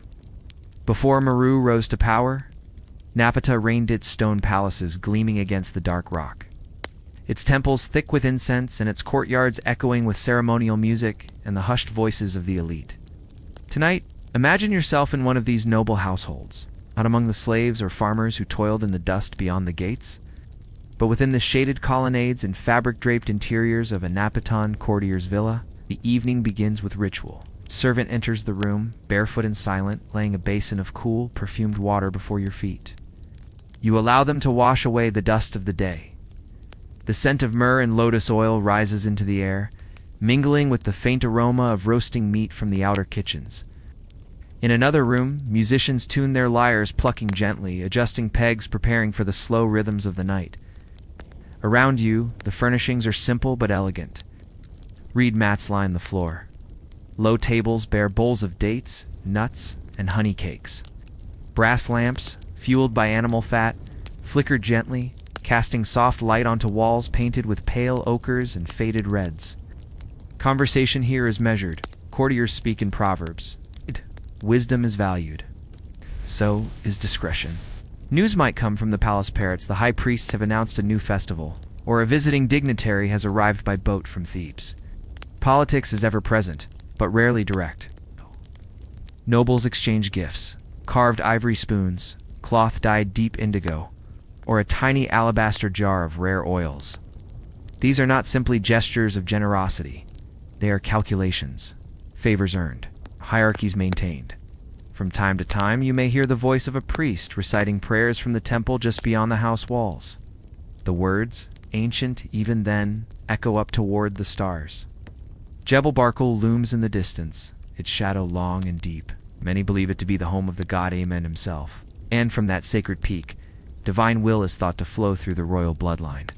Indeed, within the palace larger richer, just across the plaza the king and queen live as near divine figures. Their meals are served on imported plates. Their robes dyed from crushed pomegranate skins and river mud. Their advisors speak only in hushed tones, careful with every syllable. At feasts, they are entertained with trained dancers, acrobats, and poets who recite long, slow verses from memory. Music is ever present in these noble gatherings. Harps with curved necks, drums of stretched hide, and red pipes that mimic the sound of birdsong. The melodies are simple, repetitive, hypnotic. They mirror the rhythm of the Nile itself, always moving, always returning. Even in the heart of elite luxury, life in Napata follows the cycles of water and sun. The court rises with the morning light and retires when the lamps burn low. Meals are modest but carefully prepared. Lentils, barley cakes, grilled fish caught in the river's shallows. Wine, imported from farther north, is poured sparingly, often reserved for special rituals. And above it all, there is order. A harmony that links family, ritual, architecture, and nature itself. Nothing is accidental. Each gesture, each object, each word is placed within a broader system of meaning. Even the garments speak. A leopard skin draped over the shoulder signifies not flamboyance, but priestly function. A necklace of faience beads may not be costly in coin, but signals lineage and ritual purity. Anklets, bracelets, nose rings, they are not fashion, but signals of affiliation, devotion, status. When night finally takes full hold, the palace quiets. Servants retreat into their own quarters, and the court sleeps lightly, lulled by the chirr of insects and the soft lapping of the Nile against stone. Dreams may come of ancestors, of omens, of gods who whisper through reeds and starlight. Napata, like all cities, will one day fade. Power will shift, stones will crumble. Temples will be swallowed by sand and swallowed again by time. But for now here, in this hour, you rest in its rhythm. A rhythm of incense and silence, of gold and shadow, of old words, soft music, and slow breath. And so as we close this final chapter of our journey through ancient Nubia, from desert hardship and royal defiance, to buried pyramids and noble courts, allow yourself to drift with it. Let the past wrap around you like a woven cloth. Let the wind carry you back across the river, across the ages, toward rest. The morning begins early, though you rarely see the sunrise. You sleep where you work in damp planks just beneath the upper deck, your back against the hull, your feet tangled with ropes, your breath sharing space with dozens of others in the same narrow stretch of shadow. The air smells of old wood, sweat, fish, and pitch. Always pitch. You are one of the oarsmen, not by choice. You were taken perhaps in a raid along the coast of Anatolia, or captured by pirates, or sold as tribute by a local chieftain who owed Tyre something he could not repay in coin. You have no voice in the ship's destination, and you barely have one in its rhythm. Your world is the bench beneath you, the oar in your hands, the call of the overseer, his voice like a metronome in a language, not your own. Push, rest, pull, rest. The ship moves not by sail alone, but by the backs of men like you. Beneath the deck, beneath the breeze, below the salt-stained canvas, you power the ancient economy, one aching stroke at a time. The oars are long, their handles thick, blisters are common, and the salt air does nothing to help them heal. You wrap your palms in scraps of cloth, but they soak through quickly. Beneath your feet are amphorae clay jars filled with wine, oil, sometimes thick fermented fish paste, destined for trading posts across the sea. You eat once a day. Lentils, if you're lucky. Barley mash, dried figs, sometimes, and brackish water stored in goatskin bladders. The food is not meant to nourish, only to maintain, enough to keep your muscles pulling. Your eyes open, your heart beats slow and steady. Above you, the light flickers through slats in the deck. You hear the calls of sailors, the slap of ropes, the flapping of canvas. Sometimes the overseer opens the hatches for air, other times not. If it rains, it drips through in rivulets, cold and thin. If the sun is bright, the hold becomes thick with heat, dizzying, damp, almost sweet with the scent of oil and rotting food. Nights are still worse. You sleep in place, sharing body heat with those beside you, your head resting on a coil of hemp, or the curve of your own arm. Dreams come fitfully, often filled with dry earth, with voices from home, with the wind in trees. But the sea has no trees, only stars. Above deck, the sailors, many of them Phoenicians, peak in a musical tongue. They tend to the sail and steer the rudder. They navigate by the sun during the day and by constellations at night. You don't know their names, but you begin to recognize them by silhouette. One wears a twisted scarf, another walks with a limp, from a fall on the rocks at Arwad. The captain rarely comes below. He's a merchant, not a general. His concern is not for the rowers, but the goods. The dyed cloth tucked in waxed chests, the cedarwood beams strapped to the center deck, the carved ivory bound for a villa in Carthage. Sometimes, if the sea is kind, he'll allow the oarsmen onto the deck for a brief rest. The first time you saw open water, you thought the world had split. The sea shimmered endlessly, a mirror of light and motion, utterly without border. But beauty means little to you now. Your muscles ache. Your skin is burned where it's exposed and raw where it's not. You've learned the rhythms of waves, the difference between a gentle crest and a storm swell. You know when the ship is turning, when the wind is shifting, when trouble is near.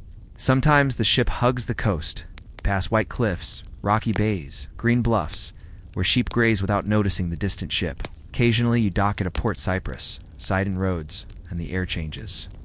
The sound of voices grows louder, more varied. The cargo is loaded and unloaded. You may not disembark, but you see glimpses of women in bright linen, boys chasing each other past temple steps, merchants haggling under striped awnings, and just once perhaps you caught the scent of warm bread. But then the cargo is tied down again, and the sail is raised, and the captain gives the signal. The overseer returns. The rhythm begins again. Push, rest, pull, rest. The sea does not care who you are, only that you keep moving. And so, with arms that burn and eyes half closed, you row. You row past islands with strange names, past quiet coves where pirates once hid, past the bones of ships that did not make it to their port. You row through starlight, through mist, through the long hush of the ancient sea. You are not the hero of this journey, but you are part of it. A part lost to time, but real nonetheless. And tonight, in the quiet, we remember you. Imagine now that the rowing has ceased.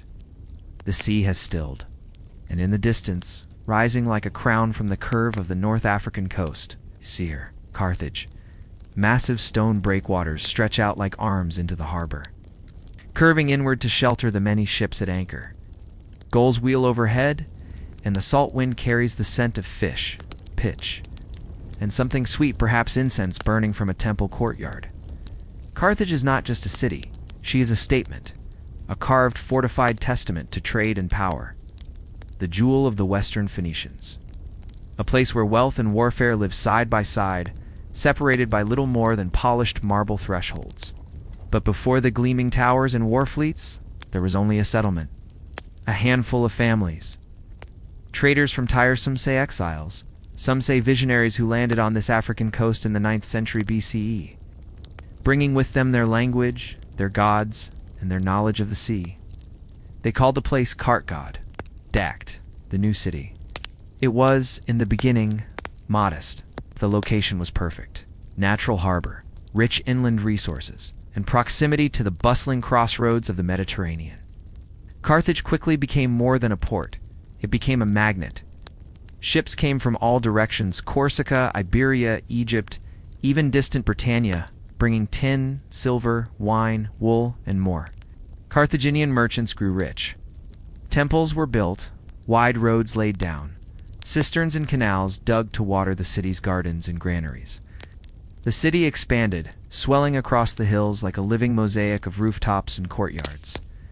By the 6th century BCE, Carthage was no longer simply a colony, it was an empire in its own right. And yet this rise was not without conflict. To the east, the Greek world bristled at Phoenician expansion.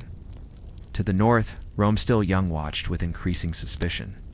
Carthage, while Phoenician in language and worship, had grown into something distinct. It was ruled by Sophites magistrates, elected by the elite in its great families, controlled trade routes and ports like chess pieces. One such family would become legend: the Barcids. You may have heard of Hannibal the general who crossed the Alps with war elephants, harrying Rome with breathtaking audacity. But long before that bold campaign, Carthage had already cemented its reputation. Its warships sleek, quinquiremes dominated the sea. Its mercenary armies fought in Sicily, in Sardinia, in Africa. Its merchants carved out a thalassocracy, a sea empire ruled not by conquest of land, but control of coasts and harbors. And its religion was old. Carthaginian rituals followed the same patterns as those of their ancestors in Tyre. Offerings of wine, oil, incense, and though still debated by historians, some accounts suggest more somber rite ceremonies of fire, of sacrifice at the Tophet. Stone urns have been found, filled with ash and bone. Whether children or symbolic representations, we do not know for certain. The mystery remains, a quiet dissonance in the otherwise pragmatic commercial life of the city.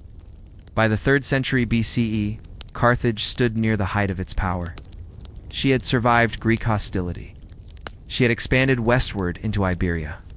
Her walls were immense, 3 layers thick, circling the city in stone. Her harbor, a marvel of engineering, contained an inner ring reserved for the admiralty. There, even the shape of each ship's berth was curved to fit its hull. Above, the harbor looked like the pupil of a great eye. But Carthage's greatest strength, her dominance of trade, would also become her undoing. Rome had grown. Its ambitions expanded beyond Italy. And to the Romans, Carthage was a rival that could not be ignored. Thus began the Punic Wars. 3 conflicts that would span a century. The first saw Rome claim Sicily. The second, led by Hannibal, brought Carthage to Rome's doorstep, but not to its knees. And the third was an ending.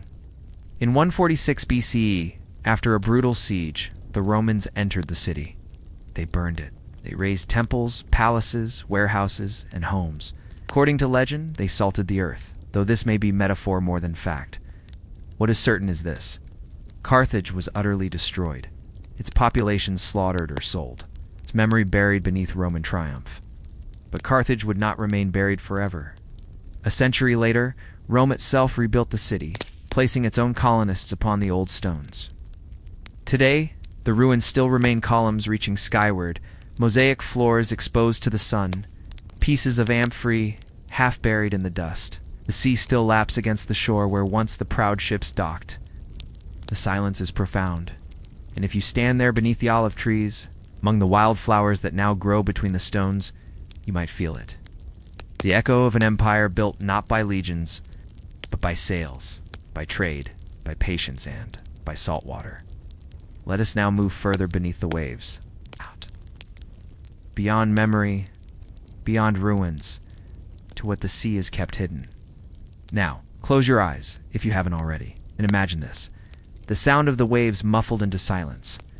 The light above you filtering down in dappled, shifting beams. Below the surface of the Mediterranean Sea, where the water cools and stills, lie the forgotten stories of countless voyages, sunken ships, broken amphory, tangled rigging, preserved in sand. This is where history slumbers. Beneath the waves, the Mediterranean holds more than just salt and stone. It holds cargo that never reached its destination, and it holds silence. A silence so complete, you might forget that once these wrecks were bustling with life, sailors arguing over rations, oarsmen sweating under the sun, merchants calculating profits, and perhaps slaves chained and dreaming of a shoreline they might never reach. Phoenician shipwrecks, rare but real, have been discovered off the coasts of Israel, Cyprus, and Tunisia. Their wooden hulls now softened by the sea, their timbers colonized by coral and fish, they rest like time capsules. Most are modest in size, perhaps 20 meters long, narrow of beam, designed to slice cleanly through the coastal chop. They carried no iron hulls, no steel reinforcements, just pitch-sealed planks and the wind in a square sail. And yet what they carried changed civilizations: pottery, hundreds of jars and fari, actin each, shaped for stacking neatly in the hold. Some contained olive oil, others wine, still others garum, a fermented fish sauce prized across the ancient world. The jars themselves, with their long necks and narrow pointed bases, still stand upright in the silt, as if waiting for someone to come unload them. But there is more than food in these holds. There is luxury. Ivory tusks from African coasts, their surfaces etched with traders' marks. Ingots of raw glass, ready to be melted and shaped into beads. Coins, some Phoenician, others foreign-stamped with lions, ships, or strange gods. A wreck discovered near Gozo, off Malta, yielded amber from the Baltic, tin from Britain, and red ochre pigment from Spain, all resting side by side. And nestled among these goods, fragments of cloth, still bearing traces of an impossibly rare dye. Purple, Tyrian purple, color so precious that only royalty was permitted to wear it in many lands. Derived from the mucus of a particular sea snail, the murex, the dye required tens of thousands of creatures to produce even a small quantity. The cloth would have been intensely aromatic from the production process, wrapped tightly to preserve its value. These remnants, some no larger than a child's hand, still retain their royal hue, even after centuries underwater. These shipwrecks also tell us about failure. For every successful voyage, for every merchant who returned with golden contracts, there were losses. A storm off Crete, a hidden reef near Sardinia, a raid along the Tyrrhenian coast. The sea, indifferent, swallowed it all. No journals remain, no cries for help, just the quiet disarray of a ship gone still. Divers today, archaeologists in heavy suits or sleek submersibles, descend slowly, trailing bubbles that rise toward the distant surface. They move carefully, brushing aside sand with soft tools, cataloging each find with reverence. The deep demands patience. It also demands silence. The cargo recovered from these wrecks offers a glimpse not only into commerce, but into connection. Phoenician trade routes weren't just economic, they were cultural. Ship from Tyre might offload its goods in Sicily, barter for grain in North Africa, pick up wine amphorae in southern Gaul, and return home with stories, spices, and sometimes new words and gods. The sea was a conduit not just for goods, but for identity. Even the ballast stones, those simple rocks used to weigh the ships, sometimes tell stories. Pulled from foreign quarries, they mark where the vessel last docked. They remain even when the ship is gone. Perhaps the most haunting finds are not jars or jewelry, but shoes, a child's sandal, scrap of woven leather. These personal items remind us that the wrecks are not only archaeological sites, they are graves. But again, there is no gore here, just absence. The kind of absence that carries weight. In this watery graveyard, history sleeps beneath layers of silt. And yet, the trade routes remain mapped in memory. Sea does not forget.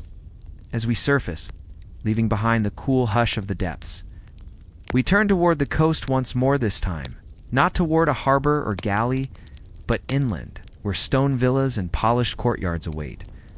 For in our final segment, we'll climb into the marble homes of the elite. We'll explore the life of a Tyrian tycoon, the cedarwood chests. The flowing robes, the soft cushions under archways facing the sea. Imagine now that you are no longer at sea, or swaying in a cramped galley amid barrels and brine, but reclining quietly, contentedly in a wide, cushioned bench in the airy atrium of a villa overlooking the Phoenician coast. The scent of cedar and sea salt drifts lazily through open archways. Outside, beyond the stone balustrade, waves lap gently against the harbor wall. The cries of gulls echo off the ochre-colored cliffs. But within these walls, all is still. You are in the home of a Tyrian merchant prince-a-man, whose fortunes were built on distant winds, careful ledgers, and contracts inked in a dozen tongues. Here, wealth does not shout. It whispers. The floors beneath your feet are cool mosaics, tiny tesserae-laden geometric patterns, reflecting the influence of both Egyptian art and Hellenistic precision. You can trace their delicate symmetry with your gaze, letting the intricate lines draw your attention gently inward. Above, timber beams of prized Lebanese cedar cross the ceiling, imported not across water, but harvested from the nearby mountains. These beams are polished, not painted, their soft scent a symbol of home, permanence, and ancient status. To your right, a low table set with silver bowls contains almonds, dried figs, and fresh olives glistening in pressed oil. A servant, dressed in soft linen, approaches without a word to pour cooled wine into a carved alabaster cup. It is lightly spiced, scented with cinnamon and honey, and served diluted, never strong, for intoxication is unseemly among guests of stature. This is a world apart from the heat and hardship of the open sea. Merchants such as these powerful men of Tyre, Byblus, and Sidon were not simply traders, were diplomats, financiers, sometimes even cultural patrons. Many spoke Punic, Aramaic, Greek, and Egyptian, fluidly shifting between languages depending on the guest or the contract.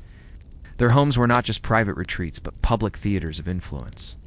Business was not done with ledgers and handshakes alone, but through feasts, favors, and finely measured displays of hospitality. One such guest might be a trader from Carthage, arriving with rare resin and news of Western markets. Another, a Greek poet seeking patronage. Still another, a noble from the interior, unfamiliar with coastal wealth, but eager to earn an alliance.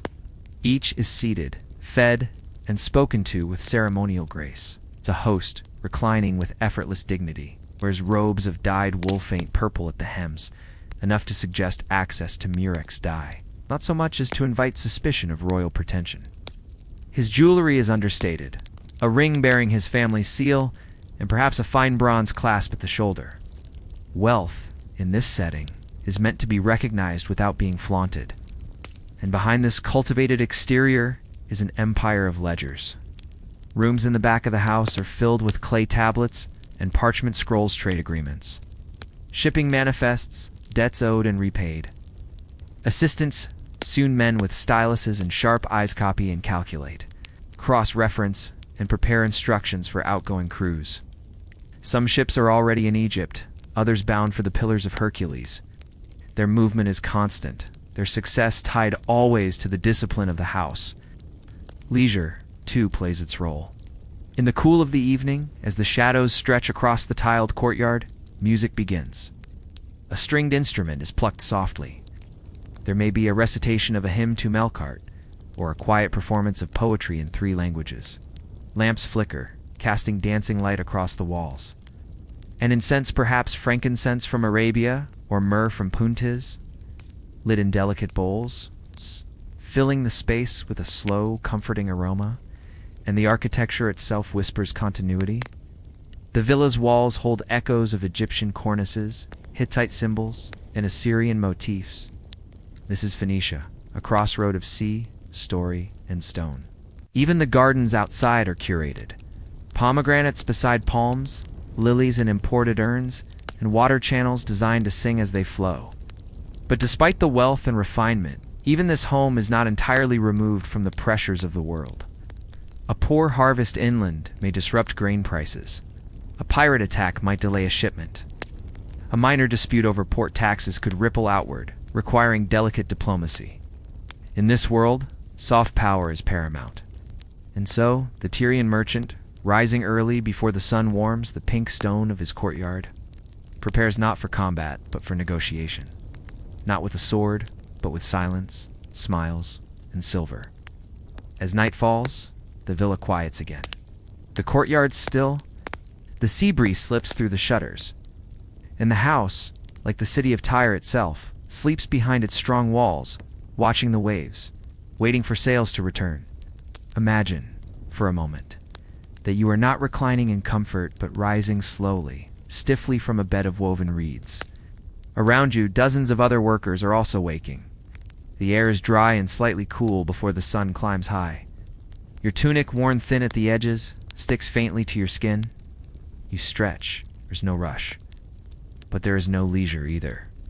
You step out into a settlement built for labor-rows of dormitories formed from mud brick and limestone, stacked neatly against the rock. The smell of ash, stale sweat, and baking barley hangs faintly in the air. A breakfast of onions, coarse bread, and watered beer waits nearby. It is enough to fill the stomach and quiet the hunger, but little more. The sound begins early. Voices echo across the camp supervisors, giving instructions, oxen snorting, and the distant thump of stone being moved. It is a chorus you have learned to interpret. The slow rhythm of Egypt's greatest construction project. The pyramid rising at Giza. To the casual eye, the pyramid might seem static, immovable, timeless. But to you, it is a living thing. A beast of labor, always hungry. Every day, you and thousands of others feed it stone, sweat, and skin. The work site is massive. Long causeways carry quarried blocks from the cliffs eastward. Wooden sledges groan under the weight of limestone. Sand is wetted to ease the dragging. You grab one end of a rope and pull, not with drama, not with glory, but with the steady knowledge that this is your day, every day. Pull, step, pull, breathe. The stone is warm already by mid-morning. Some of it is shaped on site, chisels sparking gently against the pale surface. Stonemasons work with practiced ease, their movements repetitive, almost meditative. Dust coats your arms, seeps into your tunic, settles between your teeth. Supervisors walk along the rampsiptions like you, but wearing better sandals, cleaner robes. Some are scribes, holding reed pens and tally sheets. They note the deliveries, track the pace, make quiet comments in the ancient shorthand of administration. It is all very organized.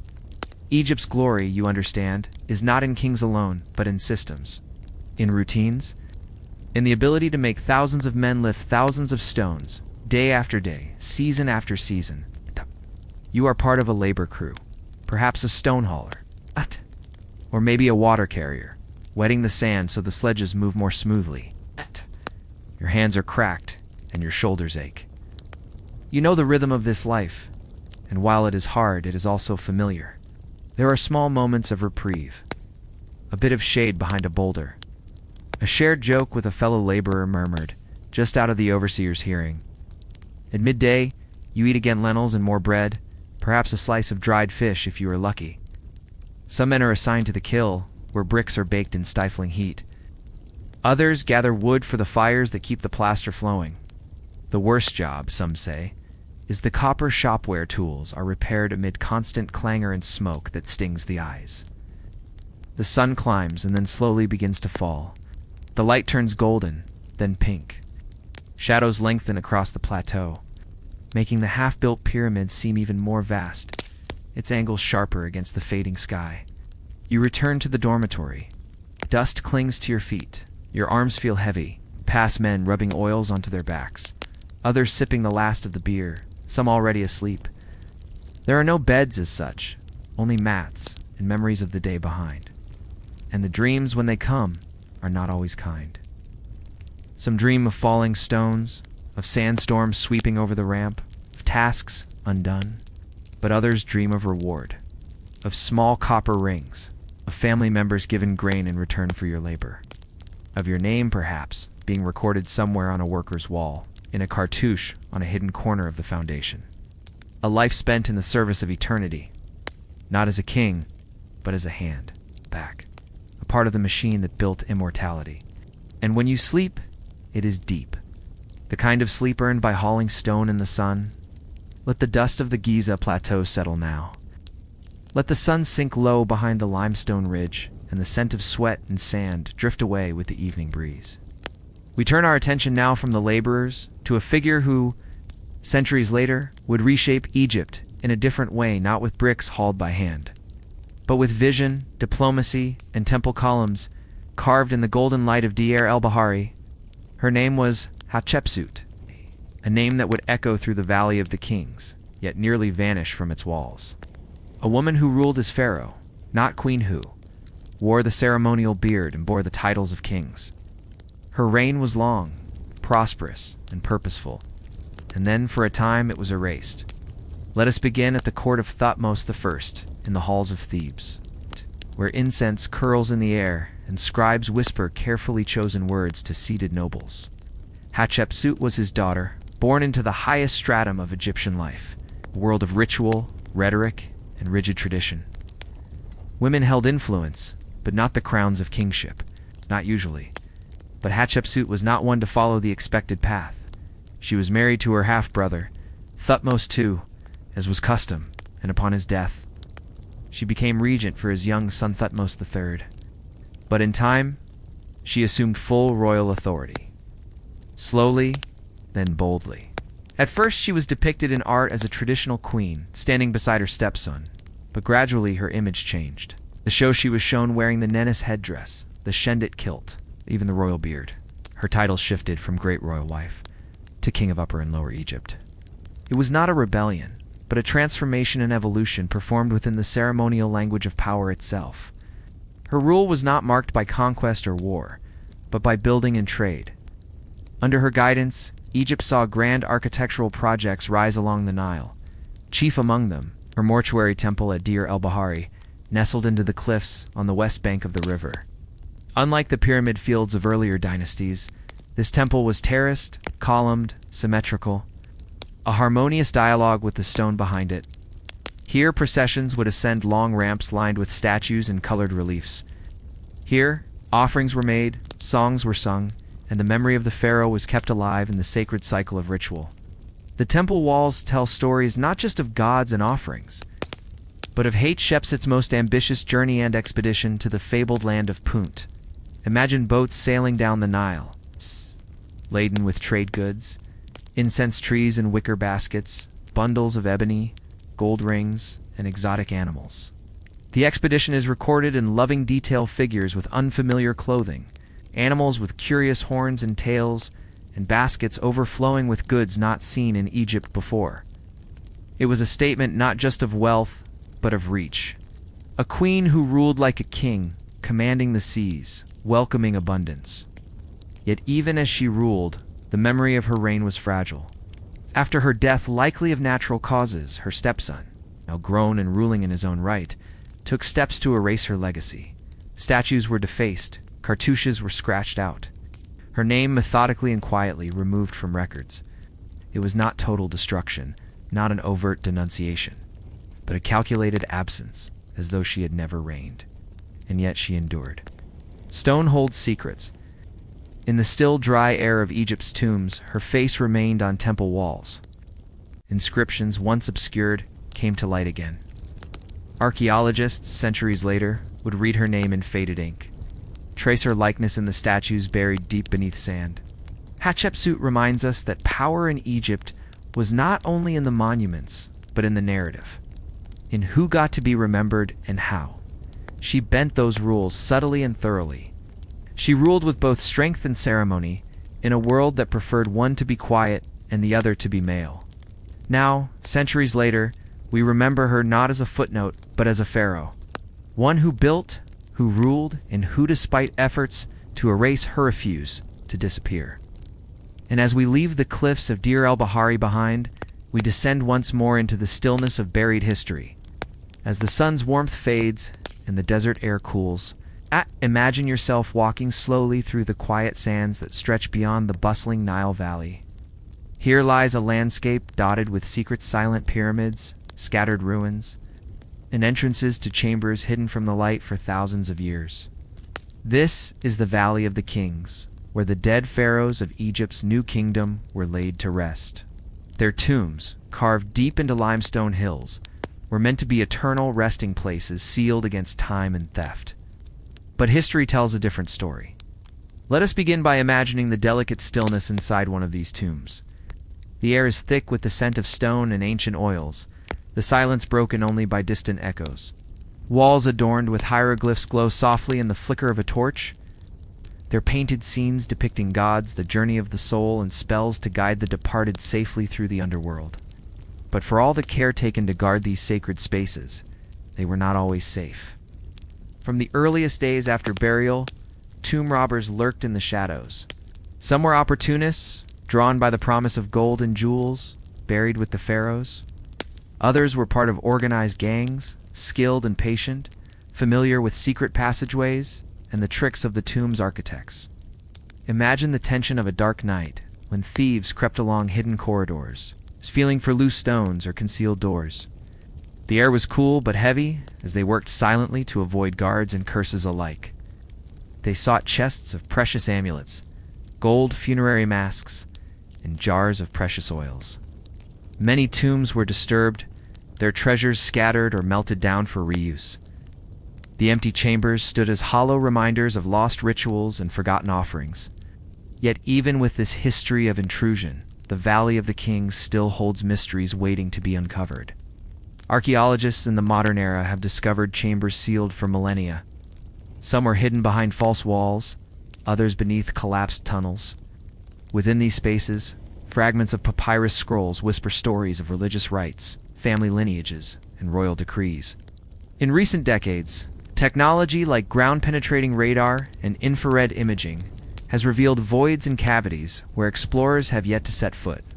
Some speak of lost chambers, possibly containing undiscovered mummies, ancient treasures, or scrolls that could rewrite what we know about Egypt's past.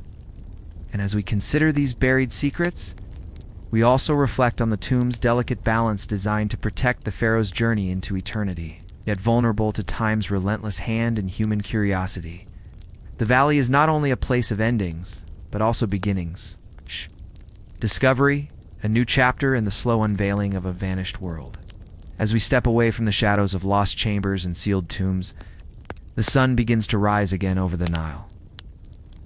Let us turn now from the mystery beneath the earth to the vibrant world above where priests, nobles, and scribes filled the courts with ritual and rhythm.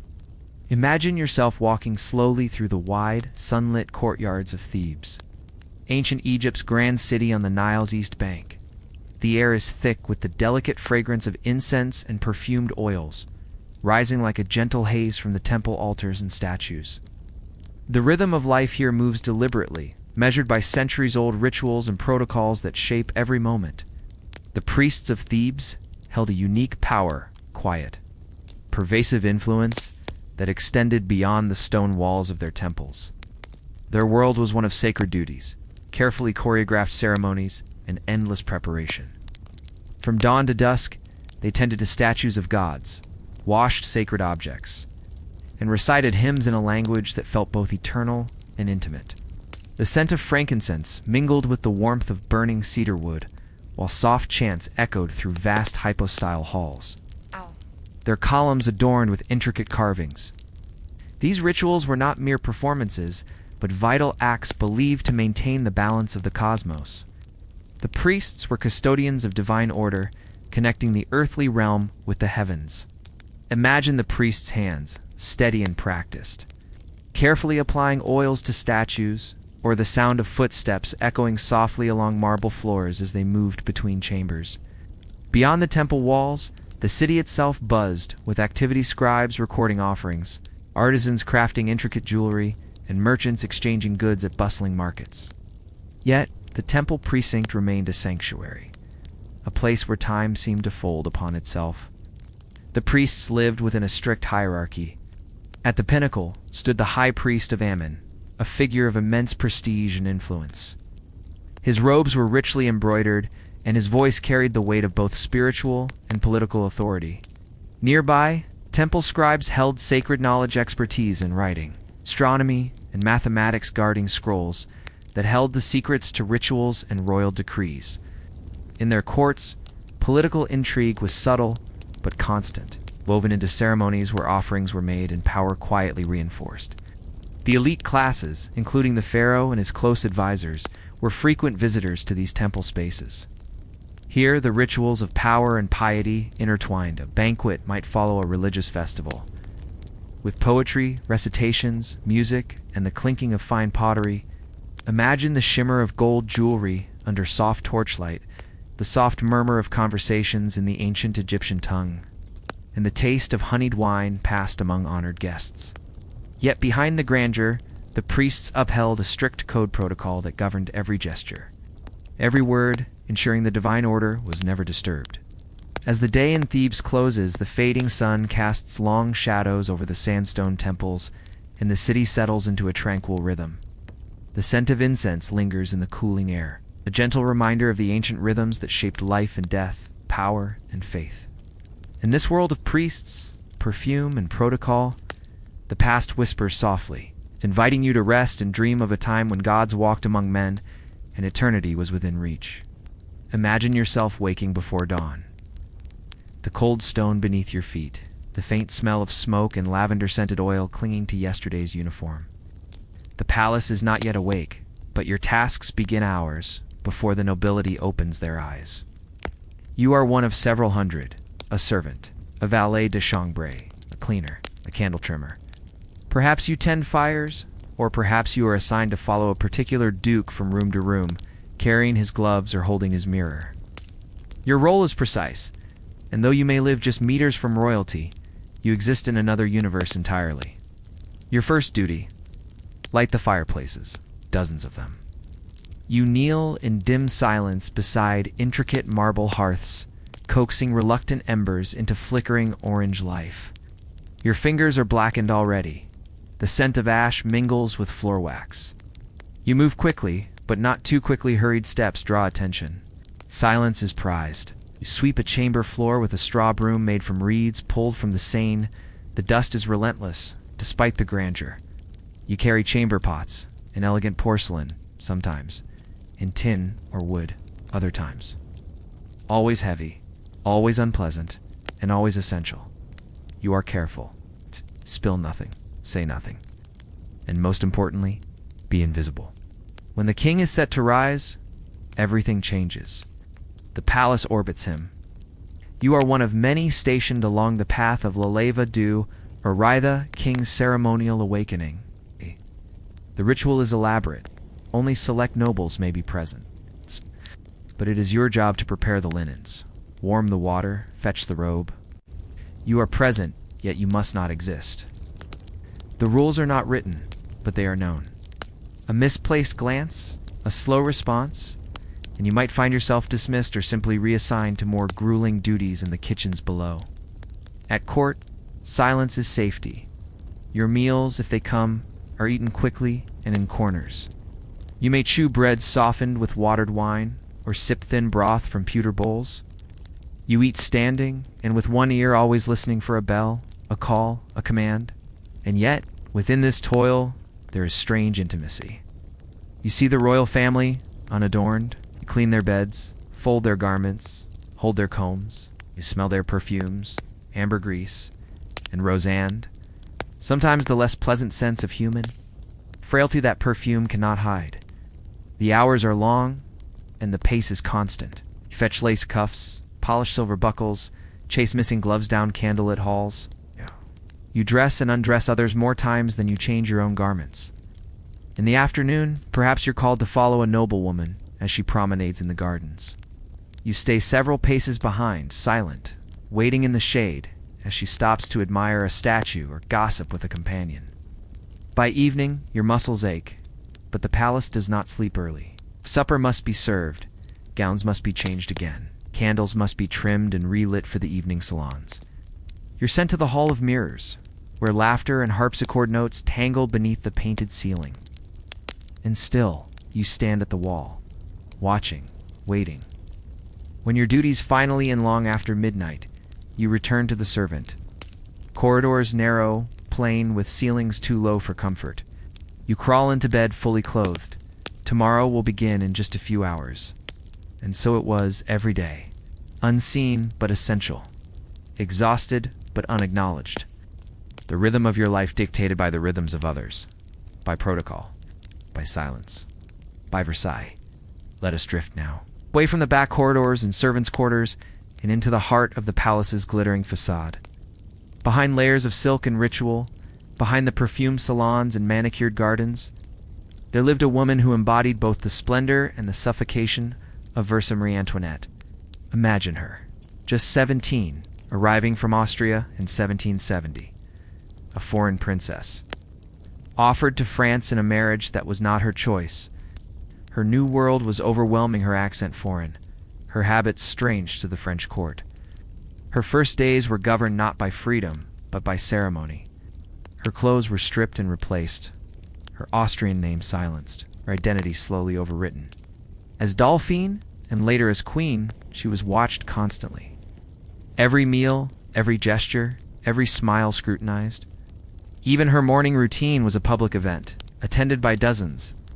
To dress the queen was not an act of privacy, but of rank. Nobles would wait in order of precedence to hand her a glove, or to tie a ribbon. Versailles was not a home, it was a stage. And Marie Antoinette, as its most visible figure, was expected to play her role perfectly. To the outside world, she seemed to revel in opulence, feathered hairstyles that reached impossible heights, dresses that required scaffolding to move through doors, diamonds that glinted under candlelight at masked balls. But behind the spectacle, there was loneliness. She longed for simpler pleasures moments without scrutiny. She escaped to the Petit Trianon, a small private palace within the grounds of Versailles, where only her chosen companions could enter. It was here she attempted to breathe, to laugh, to be herself. At times she played at peasantry in the Hameau de la Reina faux village, complete with a functioning dairy, built so that she and her ladies might enjoy the fantasy of rural life without any of its hardship. They wore linen gowns and carried baskets, milked cows, picked flowers, and the simplicity was carefully curated, its charm theatrical. But the world outside Versailles was changing. Whispers turned to shouts. Pamphlets circulated in parasatirical, often cruel, depicting her as greedy, foreign, indifferent. Madame, they called her, blaming her for the kingdom's financial woes. She had become a symbol, not just of royalty, but of extravagance, of detachment. And when the revolution came, the palace that had once shimmered with golden mirrors and the rustle of brocade became a cage. She was taken, along with her husband and children, to the Tuileries Palace in Paris. The ceremony stopped, the dresses faded, the doors locked. The queen who had once wandered rose gardens now looked out through barred windows. Her husband, Louis XVI, was executed in January 1793. She followed in October. There was no silk, no music, no mirrors in her final days, just a simple cell in the conciergerie, where her powdered hair grew gray and her titles no longer mattered. On her last morning, she was dressed in white, her hands bound. Her journey to the guillotine was silent. The crowds gathered. But even then, she held her posture. Not as a queen, but as someone who had lived too long behind masks. And in the years that followed, myths bloomed. Of cakes and diamonds, of dances and betrayal. But beneath it all was a girl who became a queen too young, and a queen who became a prisoner too soon. Versailles never forgot her. And if you walk its gardens in the early morning light past the dew-speckled hedges, in empty fountains, it is not hard to imagine her shadow still lingering by the rose trellises, quiet and unseen. Let us now descend. Beneath the gold-leafed ceilings, beneath the glittering chandeliers, and the rustle of silks, there is another Versailles, a quieter one. Ow. One hidden in the shadows and built of stone. These were not halls for nobility, but arteries of function tunnels, corridors, and narrow stairwells that laced the underside of the palace like a secret second skin. These were the paths of servants, soldiers, and quiet logistics. Imagine yourself walking there, dimly lit, cool in temperature, the air carrying the scent of old limestone and the faint temps of candle wax. The polished grandeur of the salons above gives way to bare walls and the scuff of hurried footsteps. These tunnels existed to preserve the illusion that Versailles operated effortlessly. They allowed food to arrive hot, messages to arrive discreetly, and waste to disappear as if by magic. Most visitors never saw them. They were designed for invisibility. At key junctions, hidden doors opened into pantries, into concealed closets, into hollow walls that separated the lives of royalty from the realities that kept their world running. Entire meals prepared in distant kitchens traveled through these corridors. Footmen padded quietly, trays in hand, navigating routes they had memorized like mazes. There were even passages connecting private apartments' ways for noble lovers to meet in secrecy, or for monarchs to vanish from public view for a moment's rest. Some tunnels led outside the palace walls, allowing carriages to be entered in privacy, or enabling messengers to leave without passing through the gates. There were rumors, too. Stories whispered among the lower servants about sealed doors and forgotten rooms. A passage, they said, led from the queen's apartments to a discreet chamber once used for prayer. Another, they believed, descended deeper still to caverns used in older times. Before the palace had risen in marble and gold, when the estate was little more than a royal hunting lodge surrounded by dense woods, most of these tunnels were practical, not mysterious. Yet their quiet presence gave Versailles a hidden heartbeat. They ensured that perfume and powdered faces never had to acknowledge soot or sweat. They carried messages, food, heat, and silence. But they also served one more function: surveillance. For the palace, you see, was not only a place of leisure, it was a theater of power. And power required careful management. Certain tunnels allowed guards to reach rooms quickly. Some walls were thinner than they seemed. Servants were not only seen, they listened. Royalty, while surrounded by opulence, was never entirely alone. Louis XIV, the Sun King himself, designed much of Versailles to reflect his vision of absolute control. Every room, every view, every echo in the corridor was part of the structure of his power. Even the tunnels played their role, removing obstacles and increasing reach, ensuring that, no matter how vast the palace became, it remained entirely within the king's grasp. Some of the tunnels remain today, closed to tourists and covered in dust. Others have been renovated or repurposed. A few are sealed, their destinations long forgotten. But the idea lingers.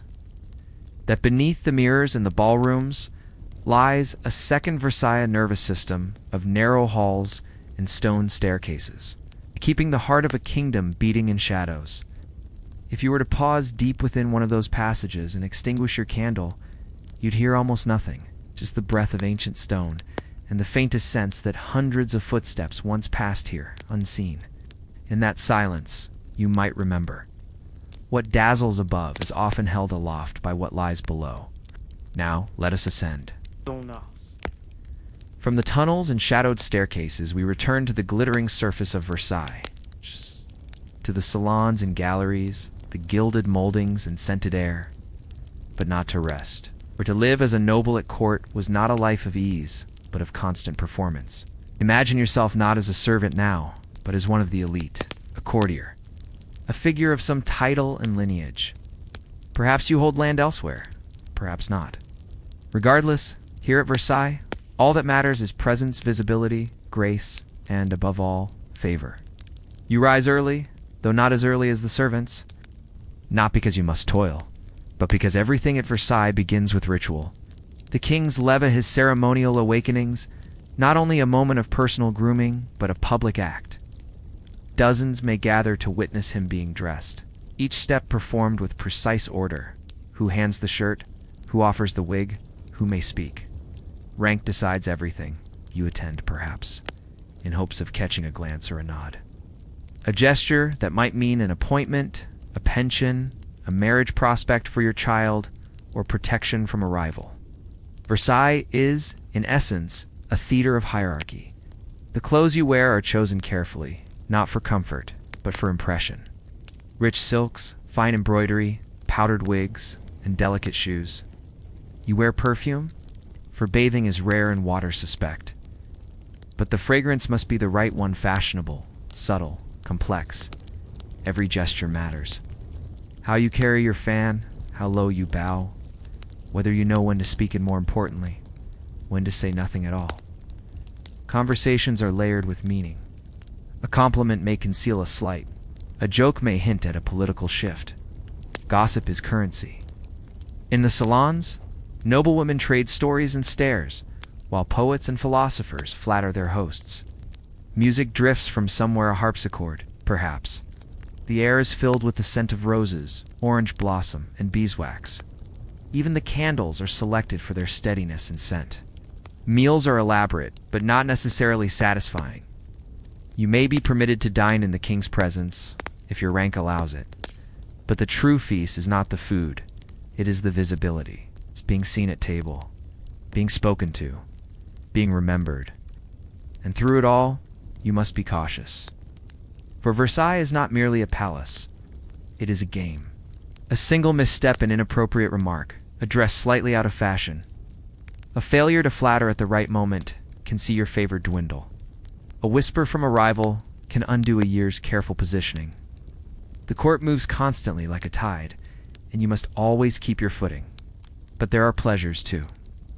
At night, the palace glows with candlelight. There are masked balls, poetry readings, and quiet strolls in the formal gardens. You might pause at the edge of a fountain, its water catching the moonlight, and hear the distant strains of a violin from an open window.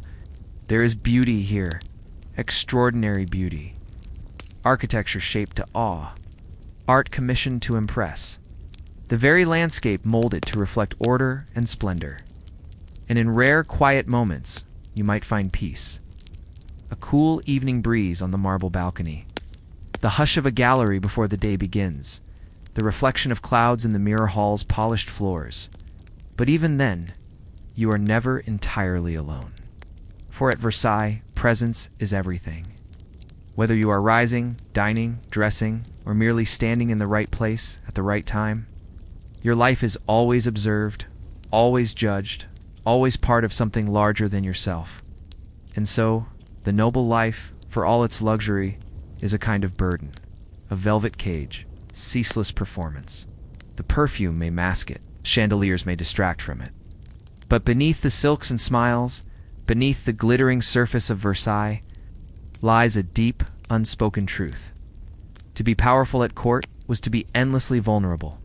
Imagine waking before dawn in the thin, chill air of a stone house tucked along the curve of a mountainside. The fire from the night before has long gone cold, and your breath turns to mist as you slip outside, feet wrapped in woven sandals, hands already aching in anticipation of the day. You are a farmer. Farming in ancient Peru is not the simple tilling of a flat field. No, The earth here is vertical, all around you. The steep slopes are carved into terraces called and in stone-walled steps that hug the contours of the mountains. Each level is a narrow ledge of life, supporting precious soil brought up basket by basket over generations from valleys far below. The stones absorb heat during the day and release it slowly at night, protecting crops from frost. The tools are simple. A wooden shakatakla, a kind of foot plow, helps turn the soil. You lean your weight into it, using your whole body to dig. There is no rush, just repetition. Step, press, turn, again and again, row by row, ledge by ledge. The crops are varied. Potatoes, in hundreds of varieties, thrive in these cold altitudes. Below, where it is warmer, families grow maize, quinoa, and oca. The land is divided not just by altitude, but by obligation.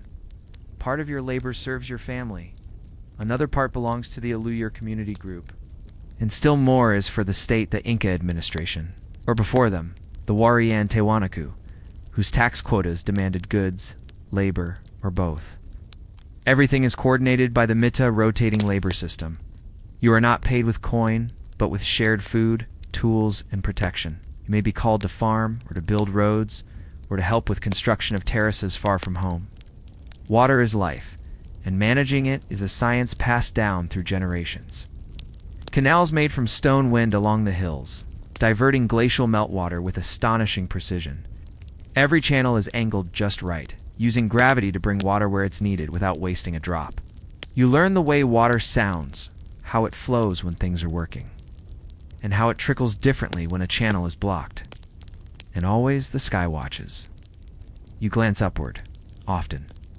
The sun, Inti, is not just light and warmth. He is a god who must be honored. Astronomers often priests watch the stars and tell you when to plant. The solstices matter. Shadows on carved stones tell you when to begin the harvest. The cosmos is a calendar, and the mountains are sacred beings, a pest that must be respected. There are dangers too. A single frost can wipe out a year's worth of potatoes. Rain may fall in floods, and when it does, the terraces can erode, sliding away like sand. The work is hard. Your back bends before the sun has fully risen, and it will ache long after it has set. At night, you rub sore muscles with herbs and chew coca leaves to ease the fatigue. The diet is simple boiled tubers, toasted maize, maybe llama jerky. If there's a festival or offering, you might taste chicha, a fermented corn drink shared with neighbors under the wide sky. Your life is shaped by altitude. Your lungs are strong. Your days are long. You do not write, but you carry stories. You measure time in seasons, in rituals, in harvests. The empire may rise and fall far away, but here, on your little shelf of mountain, the rhythm of your life remains unchanged, during ancient, quiet. Now imagine the mountains stretching before you not as a barrier, but as a network. A series of peaks and valleys connected by quiet ambition, carved stone, and the persistent footsteps of a civilization expanding steadily upward and outward. At the heart of that transformation was a single man, Pachacati Inca Yupanqui. His name means earthshaker or reverser of the world. And yet, he came from a world already defined by towering mountains and deep traditions.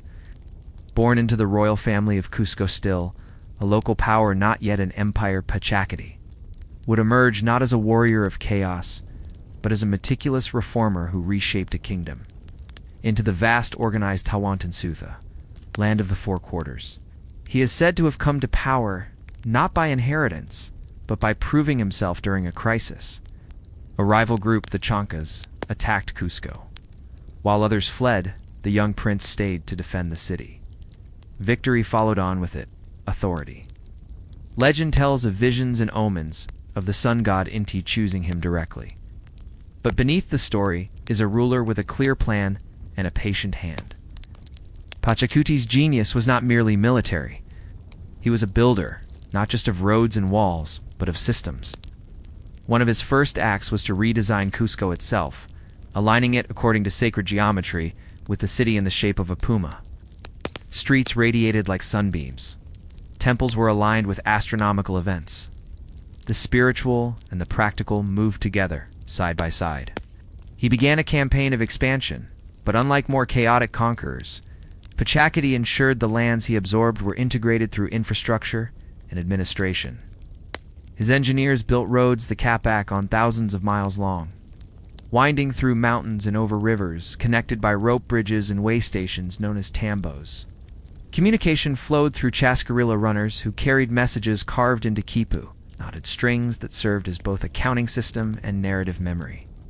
Orders could travel hundreds of miles in just a few days, passed from runner to runner like a soft baton in silence. Villages were resettled to support resource redistribution.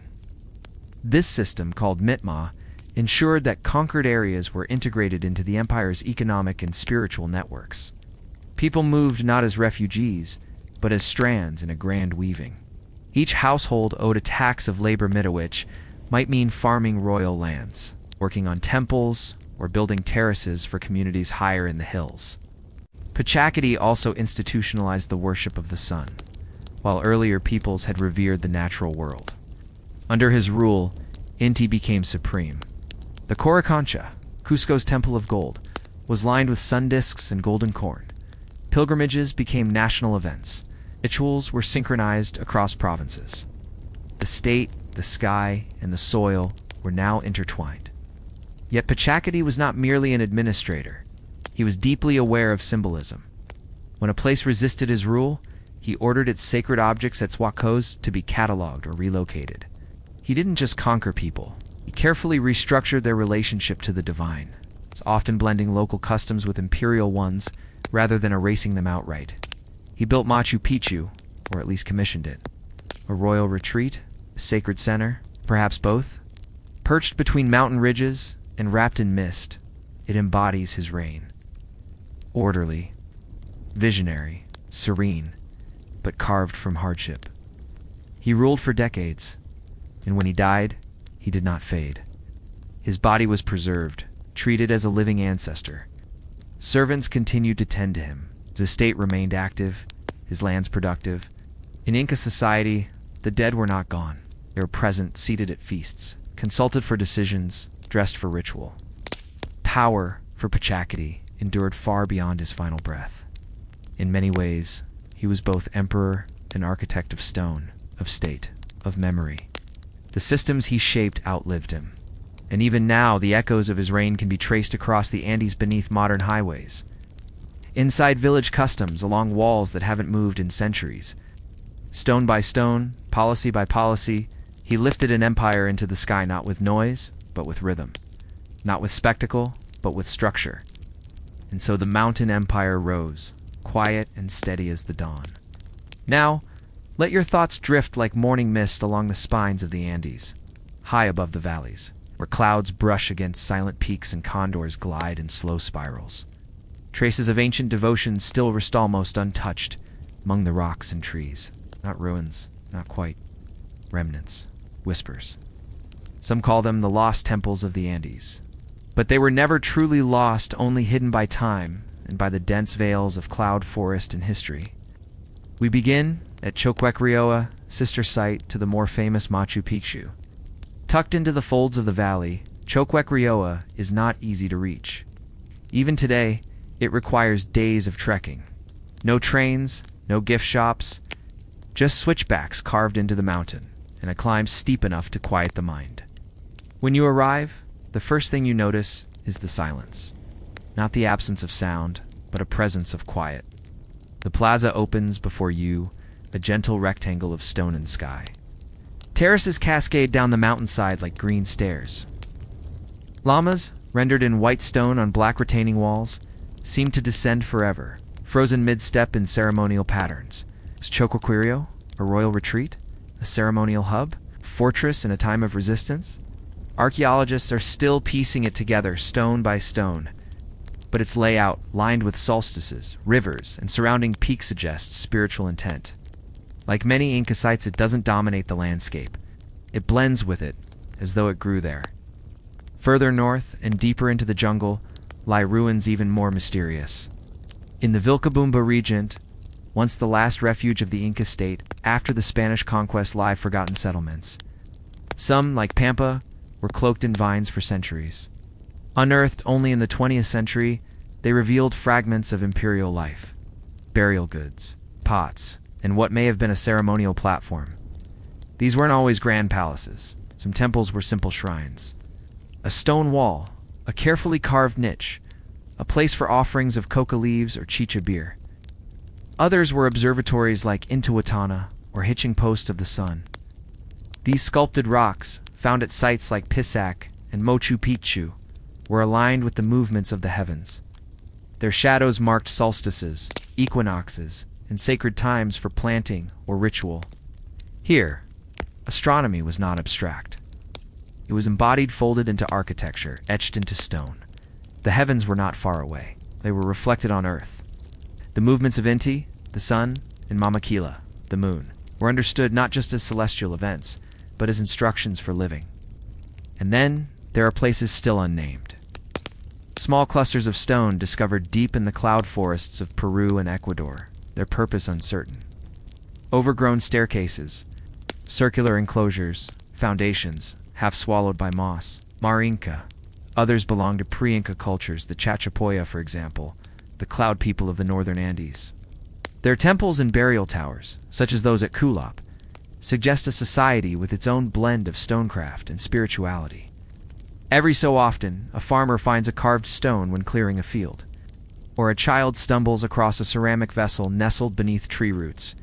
These are not treasures in the glittering sense, but they are threads, linking today to an older, more deliberate rhythm. And perhaps most mysterious are the intact ceremonial bundles sometimes found buried in caves or crevices. Wrapped in textiles, sometimes adorned with feathers or gold, these were offerings not for display, but for the gods. Left in high places, far from settlement, where the air is thin and the silence near total. We don't always know what they were meant to ask or offer, but we know they were important enough to climb for, important enough to hide and never return to. Done. In many cases, these sites were not lost to the people who lived nearby. Locals had stories, names passed down orally, warnings, sometimes, sacred taboos. Even as cities rose and fell and colonial powers came and went, the mountains kept their secrets. The people, quietly, kept the maps. So many of these places choke, Wequio, Vilcabamba, Kulapar, still being uncovered, gently. Not with massive excavation teams, but with slow steps and reverent hands. And as new tools like satellite imaging and LiDAR reveal hidden outlines beneath the canopy, we begin to see how dense, how organized, and how sacred these landscapes once were. Temples do not always look like temples. Sometimes they're stone circles on forgotten hills. Sometimes they're foundations, so overgrown, they resemble nothing but mossy mounds. But they carried meaning. They aligned with stars. They marked seasons. It grounded beliefs. They were built not just to impress, but to last. And in their endurance, through jungle and frost, they whisper something soft and steady. That the people of the Andes-Sweather Inca, or Chachapoya, or Warsaw, the world is a woven whole, a tapestry of gods in granite, corn, and cosmos. And even now, if you close your eyes and listen long enough, you might hear it. The wind moving through stone doorways, the echo of ritual footsteps, the hush of something sacred, waiting. Now, drift further, not deeper into the jungle or higher into the clouds, but inward into the very heart of Inca power. Imagine yourself arriving in Cusco, the navel of the world, as the Inca called it. A city laid out in the shape of a great puma, cradled in a wide Andean valley. Streets paved with fitted stones so precise, not even a blade of grass can grow between them. Walls angled just so resilient against time and against earthquakes. This was not just a city. It was a cosmogram, a sacred map, a center point connecting the four quarters of the Inca Empire, each radiating outward like the arms of a sunburst. And here, in this ceremonial heart, power was a performance. It was not shouted, it was not threatened. It was shown through gold, through ritual, and through memory. In Cusco, the elite lived in compounds lined with finely worked stone, the walls occasionally plated in sheets of gold or silver. Textiles, too, were signs of authority, brightly colored tunics woven so finely that a square inch might contain hundreds of threads. Even the fringe on a noble's sash told a story.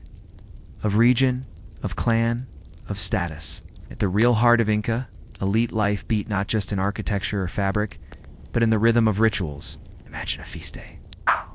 The air is thin, crisp, tinged with smoke from open hearths. In the plaza, long rows of seated nobles await their place in the sacred meal. Runners Chaska have brought goods from all corners of the empire. Dried llama meat from the high plains, maize from the valleys, tropical fruits carried over mountains, and golden goblets brimming with chicha, a fermented corn beer reserved for ceremony. The feasting was not indulgent, it was political, it was reciprocal. Nobles hosted thousands, reaffirming loyalty and unity by sharing abundance. Food was a gift, but also a reminder. All good things flowed from the Sapa Inca, the divine emperor. And even when those emperors passed, they did not leave. Enter the royal mummies. Preserved through careful embalming, dressed in fine garments, adorned with jewelry. The mummified ancestors of Inca royalty were not hidden away in crypts. They were present, revered, cared for, housed in royal estates and temple compounds. These ancestral figures were consulted for decisions, offered food and drink, and carried out during festivals. Their servants called Malquis Kamayak tended to them as if they still breathed. During certain ceremonies, they were even seated alongside living nobles, as though still in council. In this world, death did not end power. It changed its form. You can picture the scene, an elite banquet where the current ruler toasts with his predecessors who sit upright, draped in bright woven mantles, silent but symbolically speaking volumes. The presence of ancestors was a form of continuity, of guidance, of reassurance. Meanwhile, within the temple precincts, especially the Coricancha, the Temple of the Sun rituals, unfolded in precise cadence.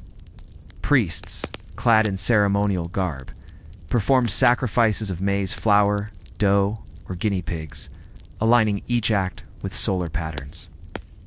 Incense smoke curled toward the rafters. Drums beat slowly, echoing the heartbeat of a nation. And beyond the sacred walls, in elite homes, diplomacy and power continued in more informal ways.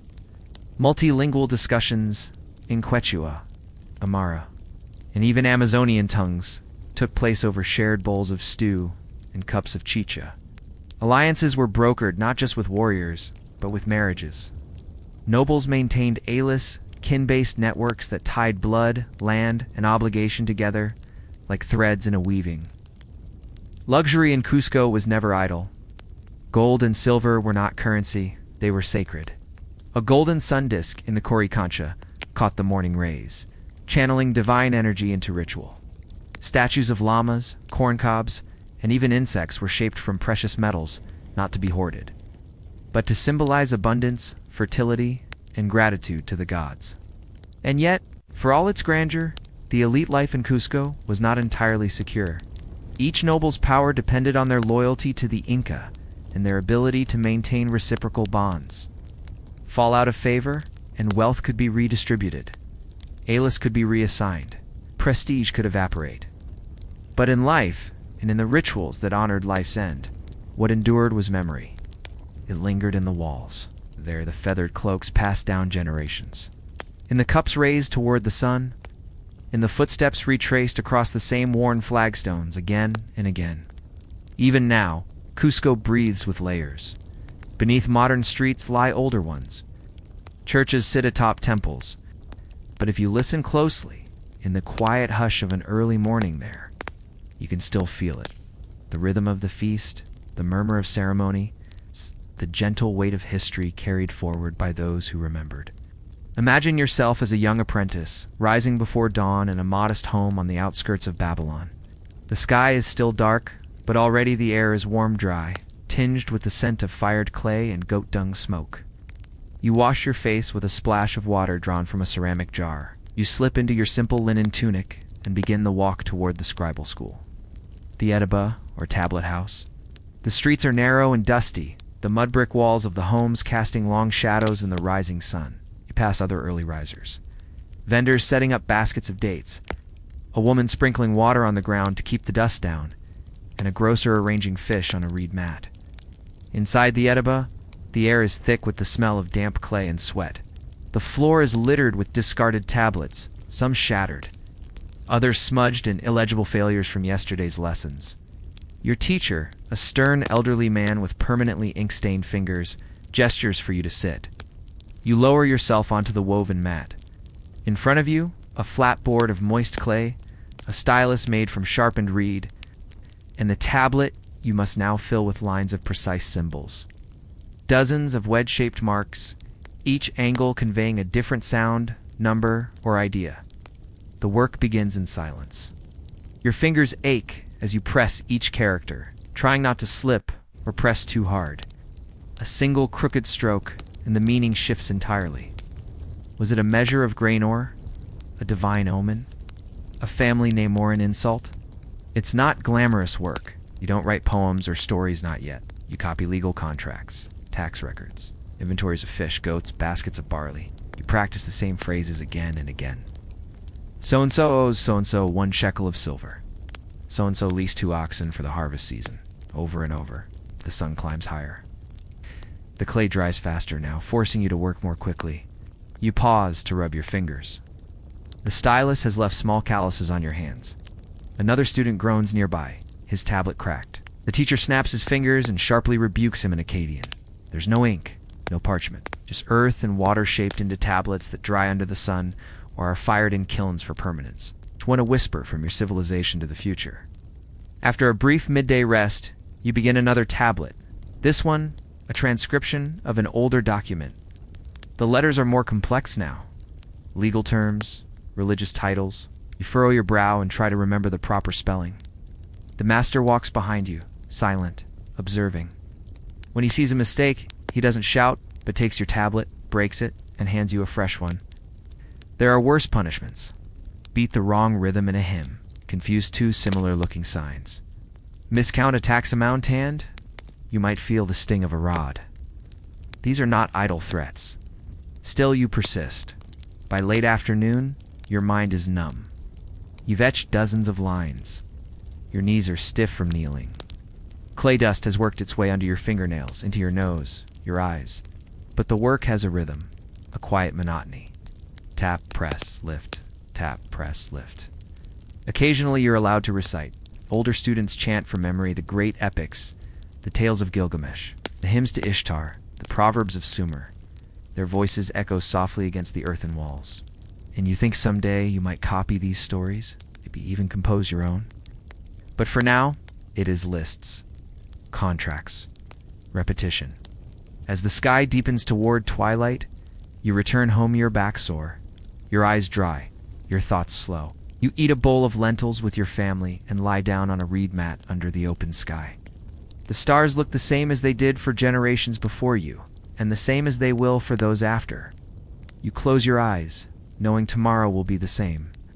Another day of clay and symbols, of memory and silence, of helping hold together an empire, 1 tablet at a time.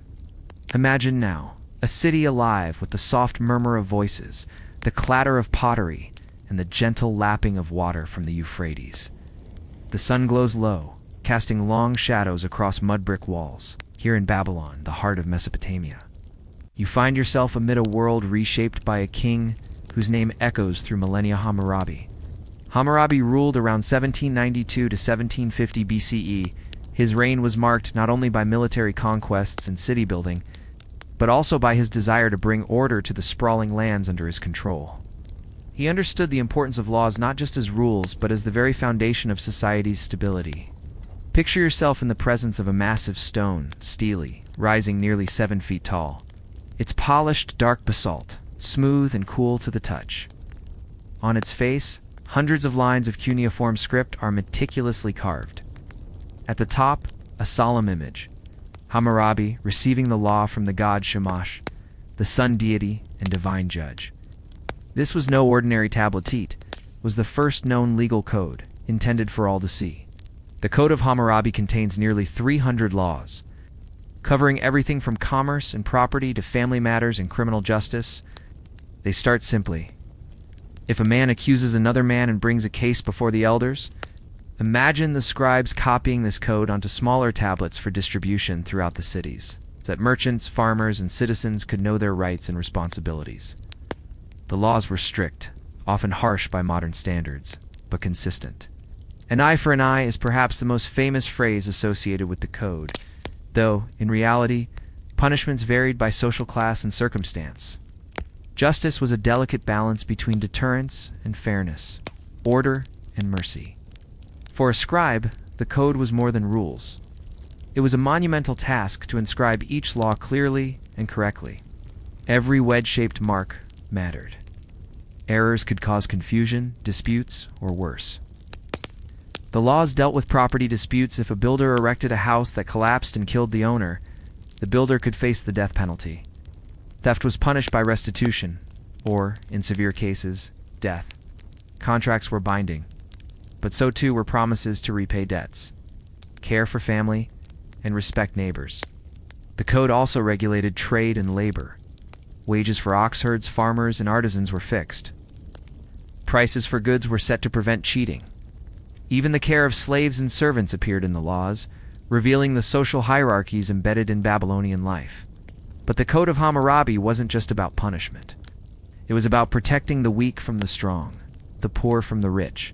Some laws aimed to ensure widows and orphans were cared for. Others guaranteed a widow could inherit her husband's estate if no sons remained. At the heart of Hammurabi's work was a vision that the chaos of human desires, disputes, and dangers might be held in check by clear. Imagine the conversations in the king's court, where advisors debated the wording of laws, where scribes labored to perfect each line, and where citizens learned what was expected of them. Though much has been lost to time, the stele still stands, a silent witness to a civilization striving for justice, order, and continuity.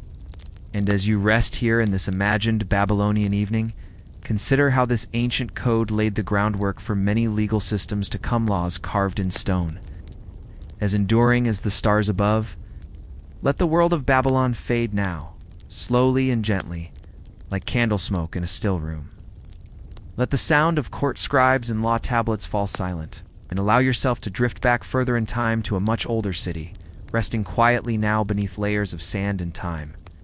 A place once alive with voices, barter, building, and ritual. The city of Uruk. The name may not be familiar to many today, but Uruk was one of the first great cities in human history. It rose along the southern reaches of the Euphrates River, where the waters once braided through fertile floodplains, feeding fields of barley and groves of date palms. Imagine yourself there, standing on a dusty rise in the year 3000 BCE. The sun hangs in a cloudless sky, casting pale gold light across a landscape of clay bricks, red huts, and whitewashed walls. A soft wind brings the scent of river silt and warm earth. In the distance, temple tower ziggurats reach modestly skyward, not with grandeur, but with layered grace. Uruk may have housed between 40,000 to 80,000 people at its height, a staggering number for the time. It sprawled across a landscape that had never before hosted permanent urban life at this scale. This was no village, this was a city, and it required new ways of organizing human effort and cooperation. Imagine a worker in the canals tending to the narrow irrigation ditches that fed the barley fields just beyond the city walls.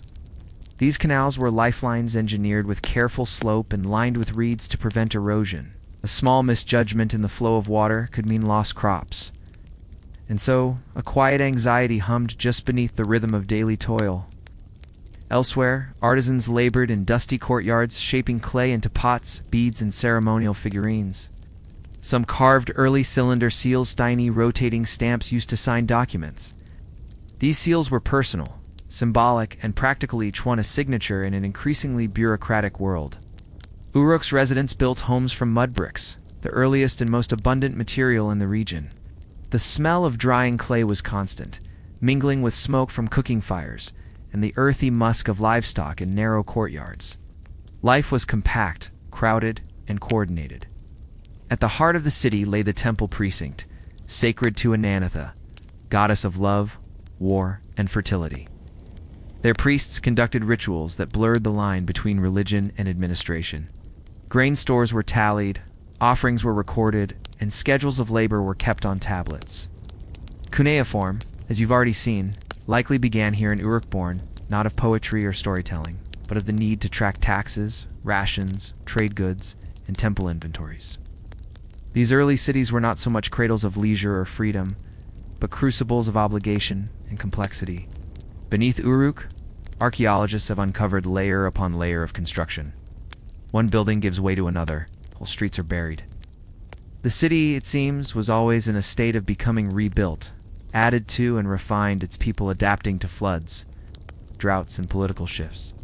Even the city's mythic memory lingers in stories. You might have heard of Gilgamesh, the legendary king of Uruk, who wandered in search of immortality. Whether or not he truly ruled here, the tales preserve echoes of a ruler whose city was vast and mighty, its walls strong, its people restless. Today, the ruins lie in modern-day Iraq, near the town of Warka. Few travelers pass by. The city sleeps now beneath desert winds and dust. But once, here, humanity tried something entirely new: life in close quarters, ruled not just by kinship or clan, but by temples, scribes, and city plans. As you settle deeper into this quiet vision, picture those wide boulevards filling again with foot traffic. Hear the murmur of voices in a marketplace. Smell the scent of dried dates and crushed barley. The city is long gone, but its outlines linger, faint but persistent, like an impression left in ancient clay. Now let the streets of Uruk drift into the distance, like a mirage dissolving in the midday heat. The bustle fades. The temple steps grow quiet. Let your attention float northward, across slow rivers and flat plains, until you arrive at the heart of royal authority, a Mesopotamian palace. Not a palace in the way we often imagine. No glittering chandeliers or sweeping staircases, but a place of carved stone. Dark passageways and careful ceremony. These palaces were the thrones of early kingship, of kings who were not only rulers, but intermediaries with the gods. Kings who, in the dry heat of the alluvial plain, claimed both divine mandate and human might.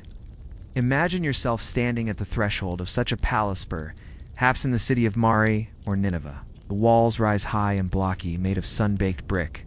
At the entrance, guards stand silently beneath carved relief stone panels etched with kings in profile, always larger than their attendants. Their expressions are calm, their gestures are formal, their eyes do not blink. The air is still and dry, faintly cool inside. Your sandals click softly on stone floors as you pass under archways and into shaded courtyards. The sun strikes bright on polished tiles, but much of the interior remains in dappled shadow. You can smell oil lamps, warm wax, and dust that has lain undisturbed on high ledges for years. Inside these palaces, scribes moved quietly through chambers lined with clay tablets. These were the bureaucratic hearts of ancient states, where letters were dictated to foreign rulers, where taxes were logged, where labor was assigned and counted. There might be a wing of the palace devoted entirely to archives, with tablet shelves stacked high and organized by subject: agriculture, military drafts, temple correspondence, land use. A scribe might spend his day gently turning clay tablets over in his hands, cross-referencing lists of livestock or shipments of barley destined for temple feasts. In the deeper chambers, the king met with stewards and officials. These were not public audiences, but private councils. Quiet discussions about alliances, rebellions, marriages, and tribute. The tone was serious. Every word mattered. And every outcome had the weight of generations behind it. Kings rarely ruled alone. Queens sometimes held power in their own right, especially in regions like Elam or Sumer. Royal children were educated within the palace walls, learning not just to read and write, but to navigate the rituals of authority. Even servants were trained to move in silence, to speak only when addressed, and to learn the rhythms of the household without asking questions. Outside, elaborate gardens might bloom in carefully maintained courtyards. Palm trees, pomegranate shrubs, lotus basins, many grown for ritual use. Others to display the king's ability to command water in a desert land. Birds chirped softly in the trees. Water channels trickled underfoot. The king's power extended even into the very soil of his home. At night, oil lamps cast golden light across plastered walls. Musicians might play slow, reedy tunes for the royal family, while dancers in embroidered linen performed steps learned over generations. The scent of frankincense or cedarwood hung in the air, gathered from far-off mountains, traded through dusty caravans. Yet for all this refinement, the palace was also a place of tension. Within these walls, plots formed. Ambassadors arrived with uncertain gifts. Priests debated omens, and rumors whispered through the corridors carried by wet nurses, cooks, and guards who had seen too much. Still, the image projected to the world was always one of control. A king seated on a high-backed chair, flanked by lions or winged bulls carved into stone. A monarch robed in finely dyed cloth, holding the staff of command, surrounded by advisors who bowed low. In these palaces, ancient power took shape not only through the whip or the sword, but through ritual, writing, and architecture. The palace was not just a residence, it was a symbol, theater, a hub through which all decision flowed. And as you imagine this final chamber, this last quiet room lit only by the flicker of flame, allow your thoughts to soften. The figures here speak in measured tones. The clay tablets are gently stacked, and outside, under the moonlight, the gardens sway with wind from the distant Euphrates. This, too, is part of the story of Mesopotamian. Only the toil, the writing, the law, but the rhythm of royal life. Slow, deliberate, and heavy with ancient purpose. And now, as the oil lamp gutters low and the palace walls dissolve softly into dusk, let us step quietly out of Mesopotamia and back into the stillness of the present. You've walked along dusty roads with weary scribes, etched symbols into damp clay, and sorted through the annals of kings and cities long turned to dust. You've stood beneath towering ziggurats and wandered silent chambers stacked high with tablets each, a whisper from the ancient world, each line of cuneiform an echo of someone's memory, command, or dream. It's remarkable to consider how much of what shapes our lives today, writing, law, taxation, administration, was first imagined and implemented here, along the rivers of Sumer and Akkad, Babylon and Assyria. And yet these innovations were born not from ease, but from effort, from exhaustion, from repetition, from the relentless tide of human labor etched in clay and stone. The rhythm of those ancient lives was slow and repetitive. The days began early and ended late. The air was dry. The sun was unforgiving. Mistakes were not easily forgiven, and rewards were often measured in survival rather than comfort. Yet even amidst the hardship there was beauty, the careful curve of a stylus stroke, the scent of warm bitumen drying in the sun, the shared silence of scribes reading aloud to one another, the hush of a garden courtyard, the soft rustle of linen robes as night descended over the city. And though their gods are no longer worshipped, their palaces long since buried or looted in their cities. Lost beneath layers of dust, their ideas remain. Embedded in the bones of our calendars, our alphabets, our bureaucracies, and our legal systems. Their world has ended, but its outlines remain just visible, like the fading strokes of a cuneiform wedge. So now, as you lie back, you might imagine the warm clay tablet cooling in your hands, the distant murmur of voices in a temple courtyard, the slow swirl of incense rising in a twilight chamber, and the knowledge that even in the oldest corners of history, there is quiet, there is rhythm, and there is rest. The story is over now, but time flows onward. Let it carry you gently, like the tigress at dusk. Sleep well, traveler of the past.